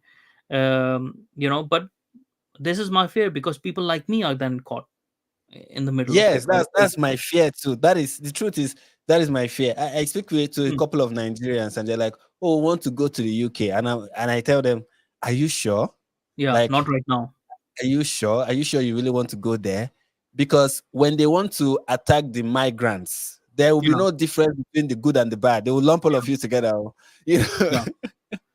But when this is when the resentment piles up and then it's overflowing, and then they want to, there's somebody who they want to, who will become the recipient of this pent up mm, resentment. It will be whoever. There will yeah, be no separation. There will be no this yeah, differentiating between. And it will be so. That is when the real racism is going to come out, because yeah, everybody is going to be lumped into the yeah. same category. But You this is know. the thing, like, but I still say this, with somewhat confidence, that this is very unlikely to happen in Britain. It's very likely to happen in all other European countries, but it will Mm, not. It is the most extreme cases where it will happen in Britain, right? mm, Because even in Britain, most the more popular right wing or organizations or groups and stuff they are forming, they are very inclusive themselves, right? mm, So mm, they have people like myself within it, right? mm, The immigrants themselves, and they have black people, they have brown people, and they're, like, people who are proud of their country, who identify mm, as British. They have them in the organizations and stuff, and most of the time they're the ones who are leading the charge in certain cases, right? So is because Britain is not, like, it doesn't have that much of an ethno-nationalist tendency to go towards there, because they fought against these ideas. They know, like, they fought against fascism. mm, They just want people to stop taking the piss out of the country. And as soon as mm, a proper political party comes up, which won't happen now, which probably will happen in 5 or so years, one cycle of labor is going to come in, a left-wing party, and is going to ruin the country so much. there mm, is going to be more of a movement towards a proper right wing government, not the conservative party that has the conservative party that we have for 14 years. That's not mm, really a right wing government. It's a liberal government. Everyone within it is liberal, right? So mm, once that comes in, I think so it will start course correcting, but we will need a very strong leader and a very strong cabinet member and a very strong MPs that they bring to the parliament, who are mm, very much pro kicking people out who don't mean this country well. Right? You need those sort of people who have to do that. It has to be mm, done. You know, mm. and someone has to come in who don't even just kick people out, who take away people's nationalities and stuff, no matter where they were born and stuff like that. Revoke their citizenship and stuff. Yeah, yeah, and like kick these people out, ban Islam, or maybe it won't come to that point of banning Islam. I hope it does at some point. But I at least, at the very least, make it okay to criticize the religion, exactly, or like, whatever it is stop. we call Islam, the Yeah, cult. it has to come to that point where you have to be like unaccepting of intolerant people, like stop being tolerant of Mm-hmm. intolerance, but I, I don't know where it's going. I just see that as it's Mm, going to be clashes and stuff like that. And it's, the thing is, like, these Muslims, especially these Pakistanis and stuff like that, they're like, grasshoppers. They're like mm, bouncing so much, like, right now, because there's no one around. Like, they're at the night, like, mm, they're bouncing in the grass and they think they're the king and stuff like that. Once they poke this English bear, so much, they will rue that day, because they don't mm, don't understand, because the English are so reserved and they reserve their anger so much, right? And they mm, elect to not behave in uncivilized way in majority. mm, They think mm, they're taking that for granted. Once that veil is gone, then they will rue that day that they, went a bit, like, jumped a mm, bit too much. But yeah, mm, I mean, it will end up in like violence and stuff like that. And hopefully some government acts in, but you just don't know where it's going. mm. And I wonder why, especially those who have political aspirations, are not taking advantage of, because I feel there's a vacuum, and they're not Oh taking yeah. people who have political aspirations are not taking advantage of it, because this is the time to be like, if there comes a party, a movement, a group. I don't know how the political system is over there. I don't know if it's a two-party system like you have in the UK. No, it's a I mean, in the multiple US parties. rather. Yeah. Yeah, if you have a third party that has the clout and has the attention of the people who want to see change, and can move things in the right direction and come up with a plan. This problem, I see this problem as an opportunity for such a group, such a Yeah. movement, and There hoping. was a party, like, there's a party over here, Reform Party, which is a center right party, uh, Mm, which would have been a solution. But mm, the more that you look into their policies and stuff, like, you see, like, they don't really have much of a plan. They just a lot of reactions and stuff like that, and they themselves mm, are not as aggressive to against mm, immigration and stuff, and they're letting people down on those parts as well. So they haven't captured that, because their idea of mm, immigration was one in, one out sort of it's like, right now we need a complete stop. There's another mm, party which is a social democrat party, which is a social conservative party, which mm, I am a member of. Um, they are a good party, but they don't have popularity. They will take some time, because in the thing is, look, the the national elections, the national like, the election in parliament, it matters less mm, than the local democracy, right? So, mhm. and the local democracy is not captured till you have built enough groundwork, and, like, grassroots Yeah, level a work lot that of they've a lot of done. grassroots Yeah. activities to be so put in so place before. Yeah. any if some political party comes in who can capture that vote, is just going to be reactionary populist party. It's not going to make the necessary changes. What you need is a Mm, so that's why I say as well, like, the solution is not political right now in Britain. The solution is in a cultural movement. that sort of Mm. educates people and recaptures the imagination of people and make them love their country again, make it okay Again, to love yeah. their country again, recaptures, reclaims the local democracy, Mm. and the local councillors and stuff like that. That's Mm. when you build up, like, you make that culture, and out of which will come politicians which will do these things. I think so that's like Mm. a 5 or 10 year process, which if starts Mm. now, then it will happen, which parties like SDP are doing, like the Social Democrat Party are doing, because they're Mm. working on the grassroots levels, they're working on the local democracy level and stuff.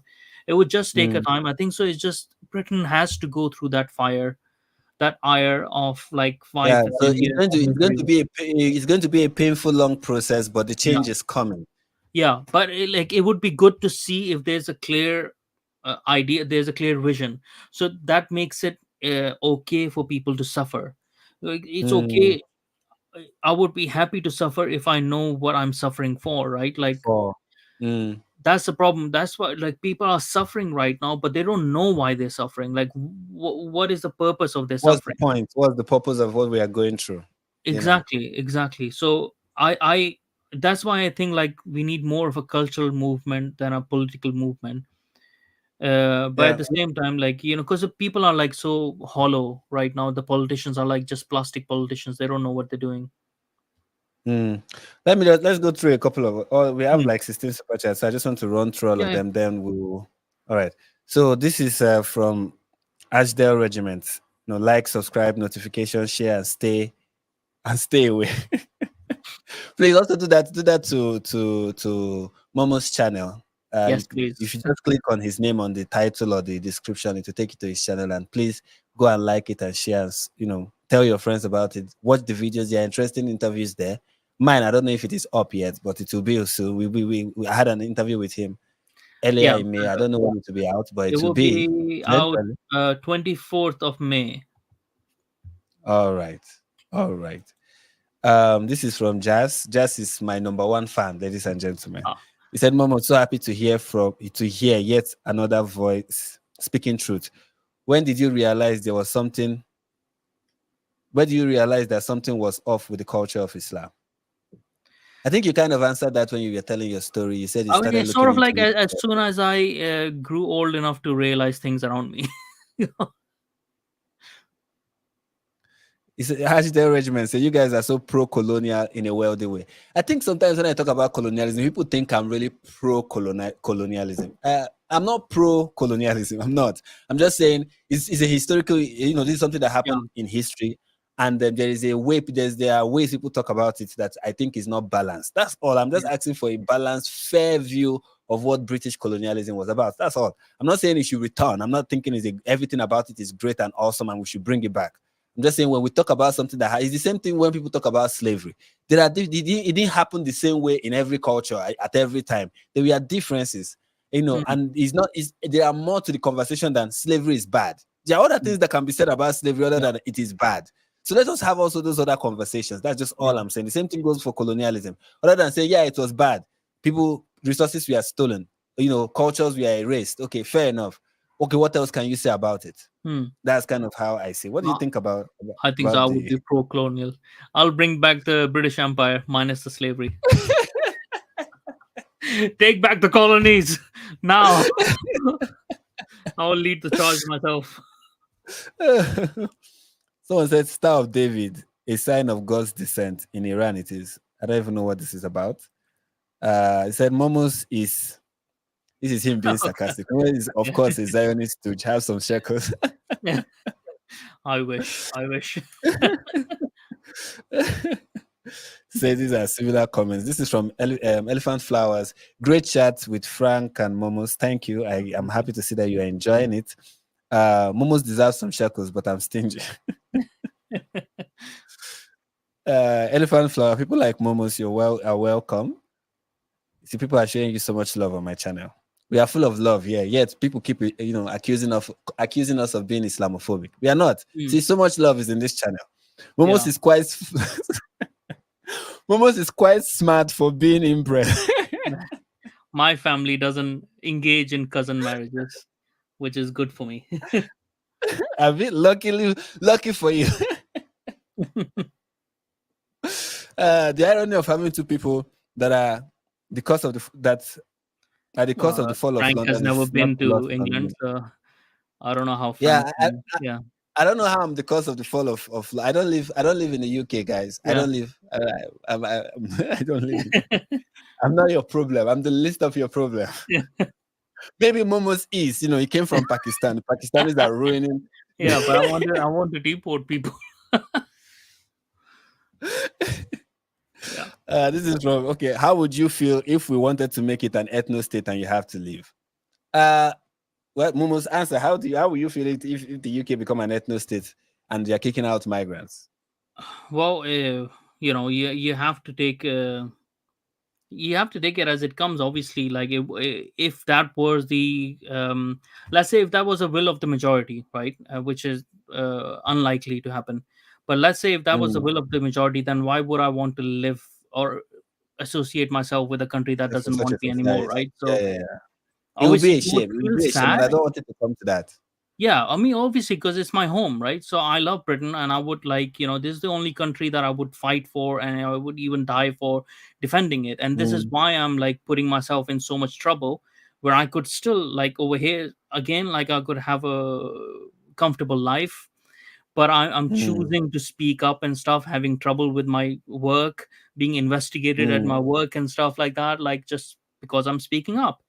There's a reason for it. So mm, obviously you would have a sense of loss, and as if like it would feel as if like my family disowning me. That's what it would feel like. mm, So mm. yeah. Yeah. So this is D giving us 1,000. Thank you so much. This is from the. Sorry, I'm not good with names, so let me just go straight to the message. Hi, Frank and Momos. What do you think of Maya Tusi and Tommy Tommy Robinson. Robinson? Have you met either? I've not So met any of them, but I don't know of the first person, but I know of the second. So, but let's hear what you have to think. yeah, but I know Say rather. Mayatoji, like he's really good. Tommy Robinson, I know him. Like we message each other and stuff like that. We met as well. I have a podcast with him, Mm, which they can find on my YouTube as well, wow. on his Rumble. So I met him. I've done a Mm, podcast with him and stuff. Like, yeah, he's a really nice guy. He's not what people say, like Tommy Robinson. When I met him, it was mm, sort of like meeting an old friend, sort of a thing. Yeah, he's a very mm, nice guy, and he has the right intentions and stuff. As far as I know, he's against the mm, things that I'm against, which is mm. Islam, and he's a reason for it. So yeah, I like both of them. Yeah.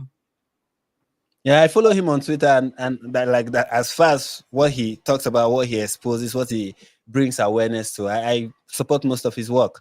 I don't know all Yeah. of it. Maybe there's something, but for the most part, I think he's a really, Yeah. he's based. Yeah.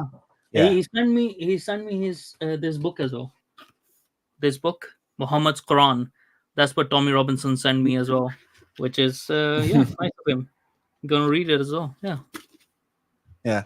The when I was diving into the Quran, one book that was really helpful for me was a Critical Quran by Robert Spencer. I don't know if you're aware of Robert Spencer and Hmm. his Hmm. and the multiple books he releases about Islam. Yeah. But the Critical Quran was really like the Quran is a boring book to read, like very Yeah. boring. Like I don't, Yeah. but the Critical Quran kind of gives you an exposition, makes you understand what you are reading, and Hmm. gives you a lot of background to so many of the things that is said in the Quran and stuff like that. It's really interesting. If you want to go through the Quran, I recommend read the Critical Quran by Robert Spencer. Hmm. Yeah, and this is just. Do you think they would be able to ban Islam?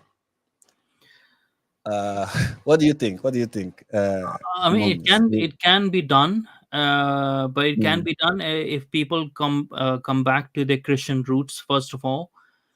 If people come back more to mm, the Christian roots, they would understand on what basis they're banning Quran is because it contradicts Christianity in that sense. mm, And that's why you would want to ban Islam, because it's against Christianity.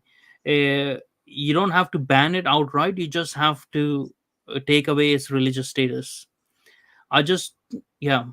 I think so it can yeah, be done, but I don't know I if would there's say, a will in the country to do it. But I think so it should be done. yeah. For me, I would say rather than ban it, just enforce your laws, right? And do Yeah. not make bend your law to accommodate the excesses and the extremities of Hmm. Islam. Hmm. Okay, you want you don't want to bend it and be like, okay, we are going to accommodate, let's say, blasphemy, for example, Yeah. or uh, just enforce your laws. There's certain things that I believe Yeah. is legal. I mean, Yeah. it's not legal that these Muslims engage in. That if you just enforce your law, they will, it will kind of stifle their religious practice for the Hmm. most part. And Yeah. you should do that. The problem with that, Frank, is like it's a problem of moderate Muslims, right? So Islam can stay dormant for a very long time, but its ugly head will turn up Mm, no matter what, right? Because if, let's say, if I am a moderate Muslim and I have kids, there's no guarantee that my kids will be moderate. All they have to do is like read Quran and mm, follow the hadiths properly, and they will mm, become what we call radical, but for themselves they would be proper mm, Muslims then. This is why mm. I think like we have to go beyond just following our laws and stuff like that. I think so there has to be a Another thing that I think concentrated will be effort. yeah, I another think thing so that it has to be banned. that I will think be so necessary. it has to be done, that it has to be banned, because we might like get deport Islamist, right? We might deport Islamist Mm, and extremists and stuff like that, kick them out. We are fine for 10, 20, 30 years. Again, it will come, mm, because from those moderate mm, Muslims, it will keep on coming unless there's mm, a pure rejection from the whole of Europe, that you know what, if we've had enough, we mm. are taking away Islam's religious status. So it's not considered a religion anymore, Is there which anymore? means you can't Mm, justify your actions anymore. Then we can follow our laws. And then when you're doing it, then we can kick you out for not following the laws and stuff like that. So mm, I think so. It will take a time, but I don't know mm, if it will be done. I know it can be done, but I don't know if it will be or not. mm, mm, Okay, I understand that. For now, even though people will not, I don't think people even want to go that far. But for now, one thing that I think people should be, it should be okay to do is to criticize Islam, criticize it and criticize it hard. Be vocal about your Hmm. criticism of it. Hmm. It should become, I think, it's something that is achievable. It should become commonplace among Yeah. people, in society to say you are a Muslim. That ridiculous religion. It should Yeah. be okay to say that. Like, Yeah. I think your Like religion is very Scientology, dumb. like someone Yeah, believing in Scientology. Like, yeah, you yeah, can't exactly. ridiculous. If you there are certain beliefs that if somebody tell you, for example, I believe this, you'll be like, look, with all due respect, I think what you believe is dumb. Yeah. It should be okay to Exactly. say that about Islam. Look at your Muslim friend Yeah. and be like, look, I respect you, you're my guy, but Yeah. what you believe in is dumb. Yeah. And not be called whatever, and it should be Yeah. something that should be commonplace. That's one thing that I hope to achieve, or I hope will be achieved Hmm. in the nearest future, that it becomes okay to call with Islam what it is, a Hmm. dumb religion Yeah. or a dumb Yeah. practice, something that is dumb. And I believe that once it becomes commonplace in any society, Hmm. the children that will be raised in that society will be raised aware of how Yeah. their friends, their colleague, everyone Yeah. around them see what Yeah. they are practicing, and will make them want to question what they are practicing and not want to go extreme. That's how I see, But I think, like Frank, the only way that we get rid of Islam is Christianity. The only way is for them to convert to Christianity. The more, because they're not just going to stop being Muslims. They're not going to be just stop being religious. mm, Stop believing in God and stuff like that. They are more likely to go to convert to Christianity, still maintain their religious connection, and still maintain the mm, Abrahamic faith, and mm. realize why Christianity is the truer faith in comparison to Islam. This is and, the and that only and that way we fix Islam. This is the only and that way. is the job, and that is a job for all the Christians in the UK. Yeah, Go and for out there, Christianity to come. prophesize, Yeah, preach, evangelize, yeah, talk to people. This is the Great Commission. This is what God has commanded yeah, you to do. Go out there, talk to people, yeah, share your faith with them. Your yeah, society needs it. yeah, yeah. So the next so more are even coming. Die for Britain, so pro-colonial. I am. Yeah, Elephant flowers. Tommy is our voice, not racist. yeah, We exactly. I agree. like the guy. Yeah, he's a friend. Okay, traveling tortoise. Apologies to you guys. I judged you without thinking about it. My apologies. No Yeah, worries. no worries. And this is just gifting 10 membership to Nigerian Perspective. Thank you once again. The last live stream, she gifted almost 200 Wow. membership. Yeah. Yeah. So Yeah. I mean, she's my number one fan in all regards. Everything Hope said, they killed my friend's whole family in Syria. When Christian retaliates, they cry like babies. So freaking annoying. They do the same thing in northern Nigeria too. Is the Muslim is their modus Yeah. operandi. Yeah, they do Yeah. something, They and have then when done, you man, retaliate, like like, I'll tell you, like they have done such horrible things to Hindus and Christians and stuff in Pakistan, right? mm, They burn, like, I'll tell you what they do with Christians, which I hated. uh, I had a friend like he was Christian, and we would go mm, to his house like, or to drink or something like that. And I mm, asked him, like, we were outside his house, and I asked him, "Oh, can I have water?" And he was confused, like, "Oh, but you can't have water in my glass. The glass is in my mm, home, because it's not like you mm, Muslims don't like that." And I was just like, that was the first time that I started really thinking, like, what the hell, man? I don't like. I mhm, told him, like, no, give me, like, you're a human being. Like, what are you? But this is this idea of purity and impurity, and the reason why I'm saying this is because they form their mentality like that, right? mm, What is the meaning of Pakistan? The Pakistan meaning is land of the pure, right? mm, Pakistan was made for the mm. Muslims. When they're seeing these non-Muslims in that perspective, that they are, impure They for are not them, pure. they can Wow. do whatever they want with them. Then they can rape them, they can kill them, they can, because they're not human beings anymore to them, Mm, right? And yeah, just like, but when people actually retaliate against them, then they start crying, like, like he said, like they start crying like babies. It's like, oh, mhm. you're the one who are the We did aggressor, not you're do the one. anything. It's like that's Yeah. why all of a sudden these people that have been attacking you be like, no, we are known to be people. They did it in northern Nigeria. This you see the same thing that is Yeah. happening. Like when you read about what is happening in Nigeria and people that are being killed in Jos.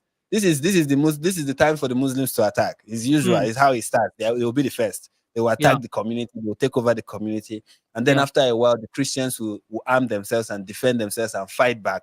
But Mm, what you see, you don't see like when what is happening in just now is happening. It doesn't get much media coverage, right? The Muslims mm, are the ones, in. But yeah. just watch once Christians start or the non-Muslim population starts retaliating. It's Al Jazeera. It will be on Al Jazeera. It will be on They're CNN. It putting out will they're be on putting out BBC. It will fake, be everywhere. but they're putting out fake Hamas numbers, right? All of the Western media, right? They're putting out fake Yes. Hamas numbers, but they're not putting out actual numbers of Christians being killed in Nigeria. They're not putting out Mhm. actual numbers, right? They don't care Okay, about the let me actual let me even numbers. tell you something interesting. Do you know that there was I've forgotten the name of the organization? The organization was keeping track of the number of people that were killed, the number of Christians killed in Nigeria. Right, it was by Islamic terrorists, extremists, and what have you. That was what the organization was doing. That was part of their job. I've forgotten the name of the organization, Hmm. but it wasn't a Nigerian organization. It was a U.S. organization. And Hmm. when Joe Biden came into office, he said they should no longer take record of it, That- that they should stop.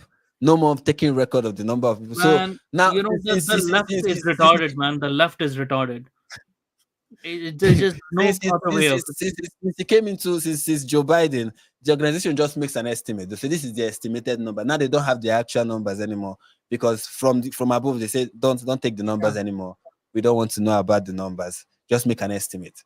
And This, like, like for someone who was an atheist and agnostic, it's not an easy admission to make, years ago, that the West should return to Christianity. But this is why I say the West need to return to Christianity, because people have forgotten the difference between right and wrong. They mm, thought, like, oh, you can be good without God. Well, it turns out you can't be, because you have mm, forgotten what is good and what is wrong. You know, mm. at least with Christianity, whenever something bad happened in the West, or like when people start using Christianity to do bad things, the Christianity, all the real Christianity, always pull them back and make them Yeah, repent the for thing, their the thing ways. about Christianity is that is a standard. You have a standard. You have a standard of how you should live. A standard that you aspire towards. Hmm. Right. Granted, you may not all. You will always at one point fall short, Yeah, but you will you always fall fall short. short. Yeah, Yeah. you fall short when you have a standard. People that don't have standards don't fall short. Yeah. You know, Yeah. so, and that's the problem. The West, when they want to criticize Christianity, they will look for instances when Christians fell short. Yeah. Not realizing that Not the reason when why you they can say, recovered. Yeah. yeah, the reason why you can say these people fell short is because they had a standard that we are aspiring towards. Now, Mm. when you break that standard, there is no meaning to. There's nothing like falling short because there's no standard to fall short Yeah. to. And also you don't even understand what the very you have moral goals for your society that is grounded on nothing. It's the same thing Yeah. with multiculturalism, Yeah. tolerance, inclusion, Yeah. diversity, all these things that the West is aspiring towards. Yeah. These are good things, but they are the reason why it has They gone, based on nothing. Yeah. has become problematic is because there's nothing upon which it is grounded upon. Yeah.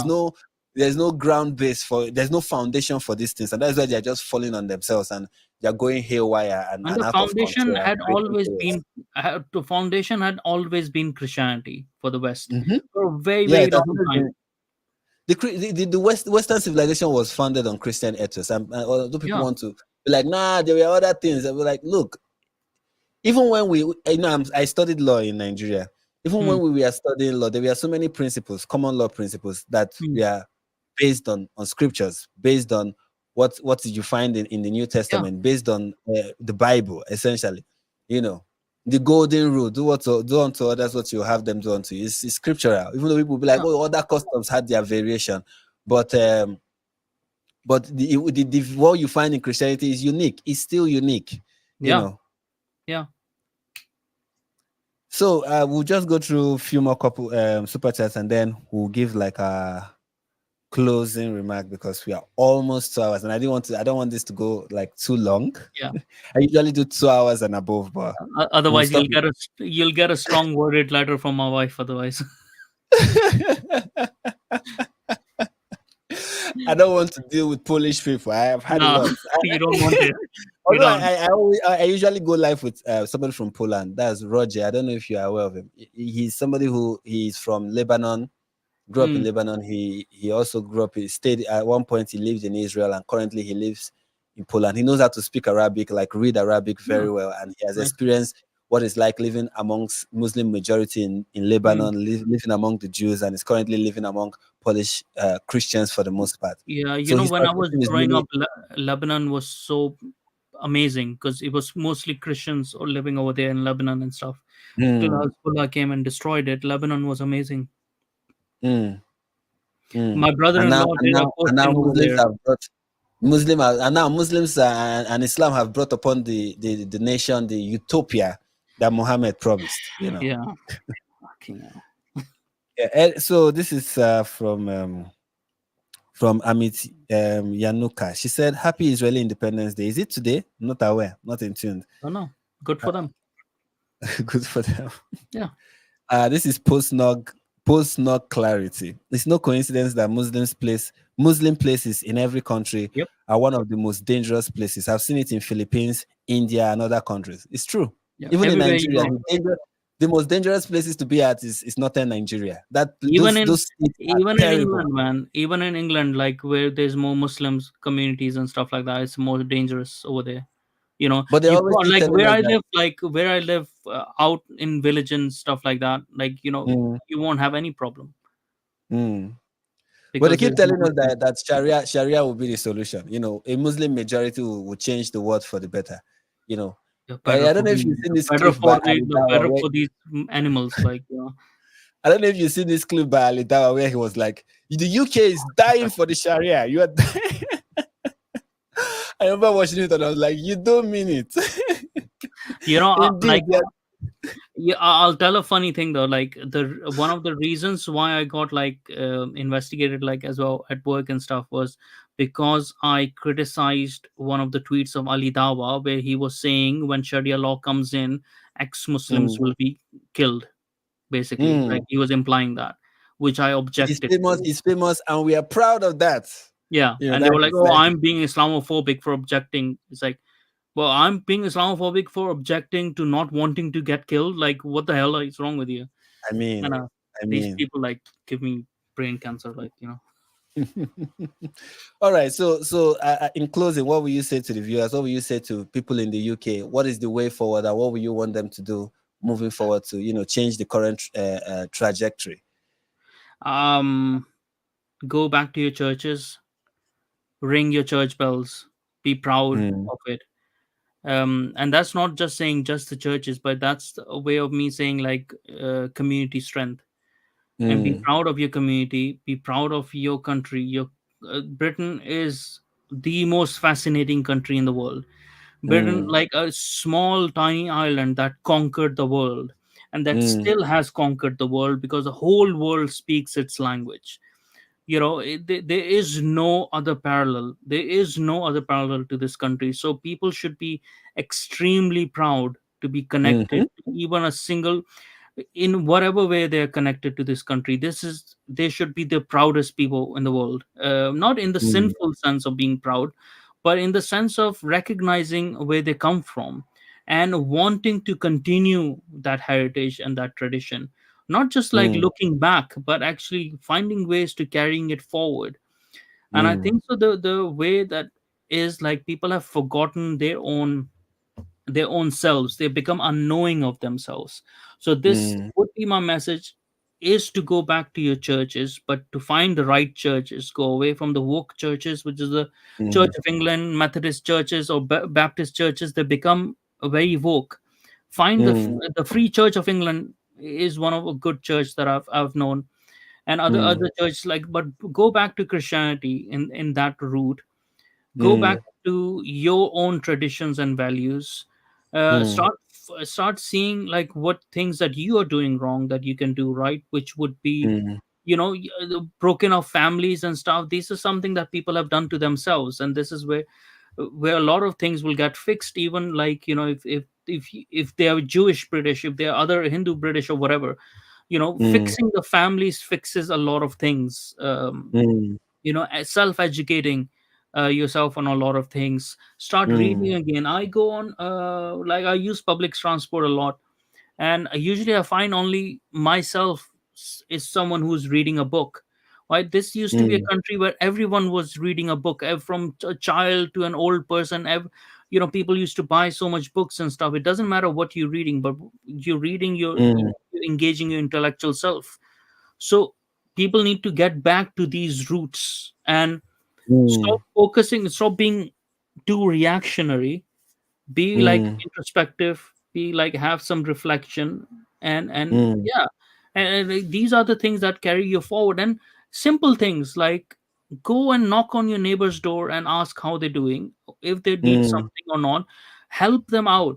Like, this is what the non-religious people or the non-British people want you to forget. mm, They want you to forget the power of community. They want to mm, divide you up, in these way.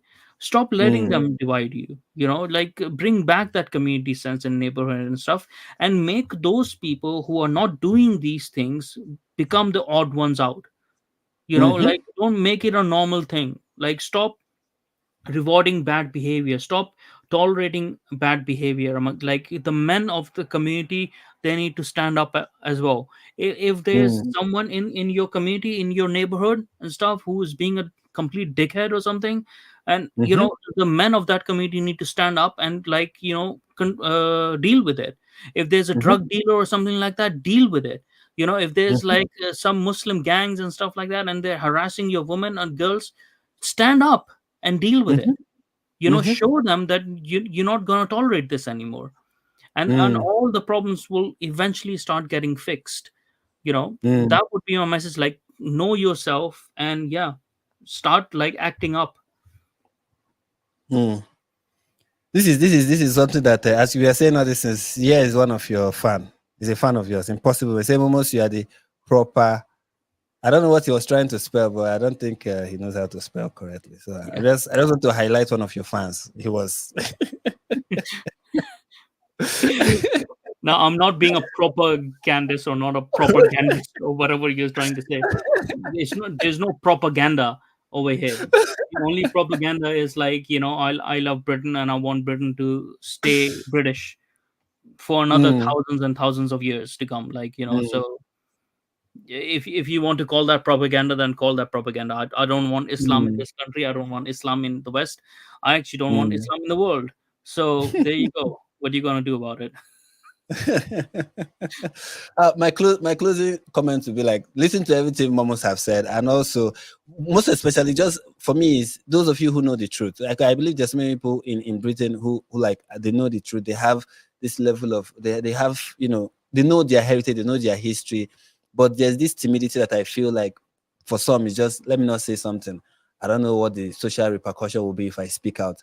Don't be afraid to speak out. Don't be afraid to say what you know to be true. Don't be afraid, especially if you're somebody of faith, of the Christian faith. Be proclaim it from the rooftop. Proclaim it from the top of the mountain. Let the whole world know. Let the whole world hear. Don't like Jesus said.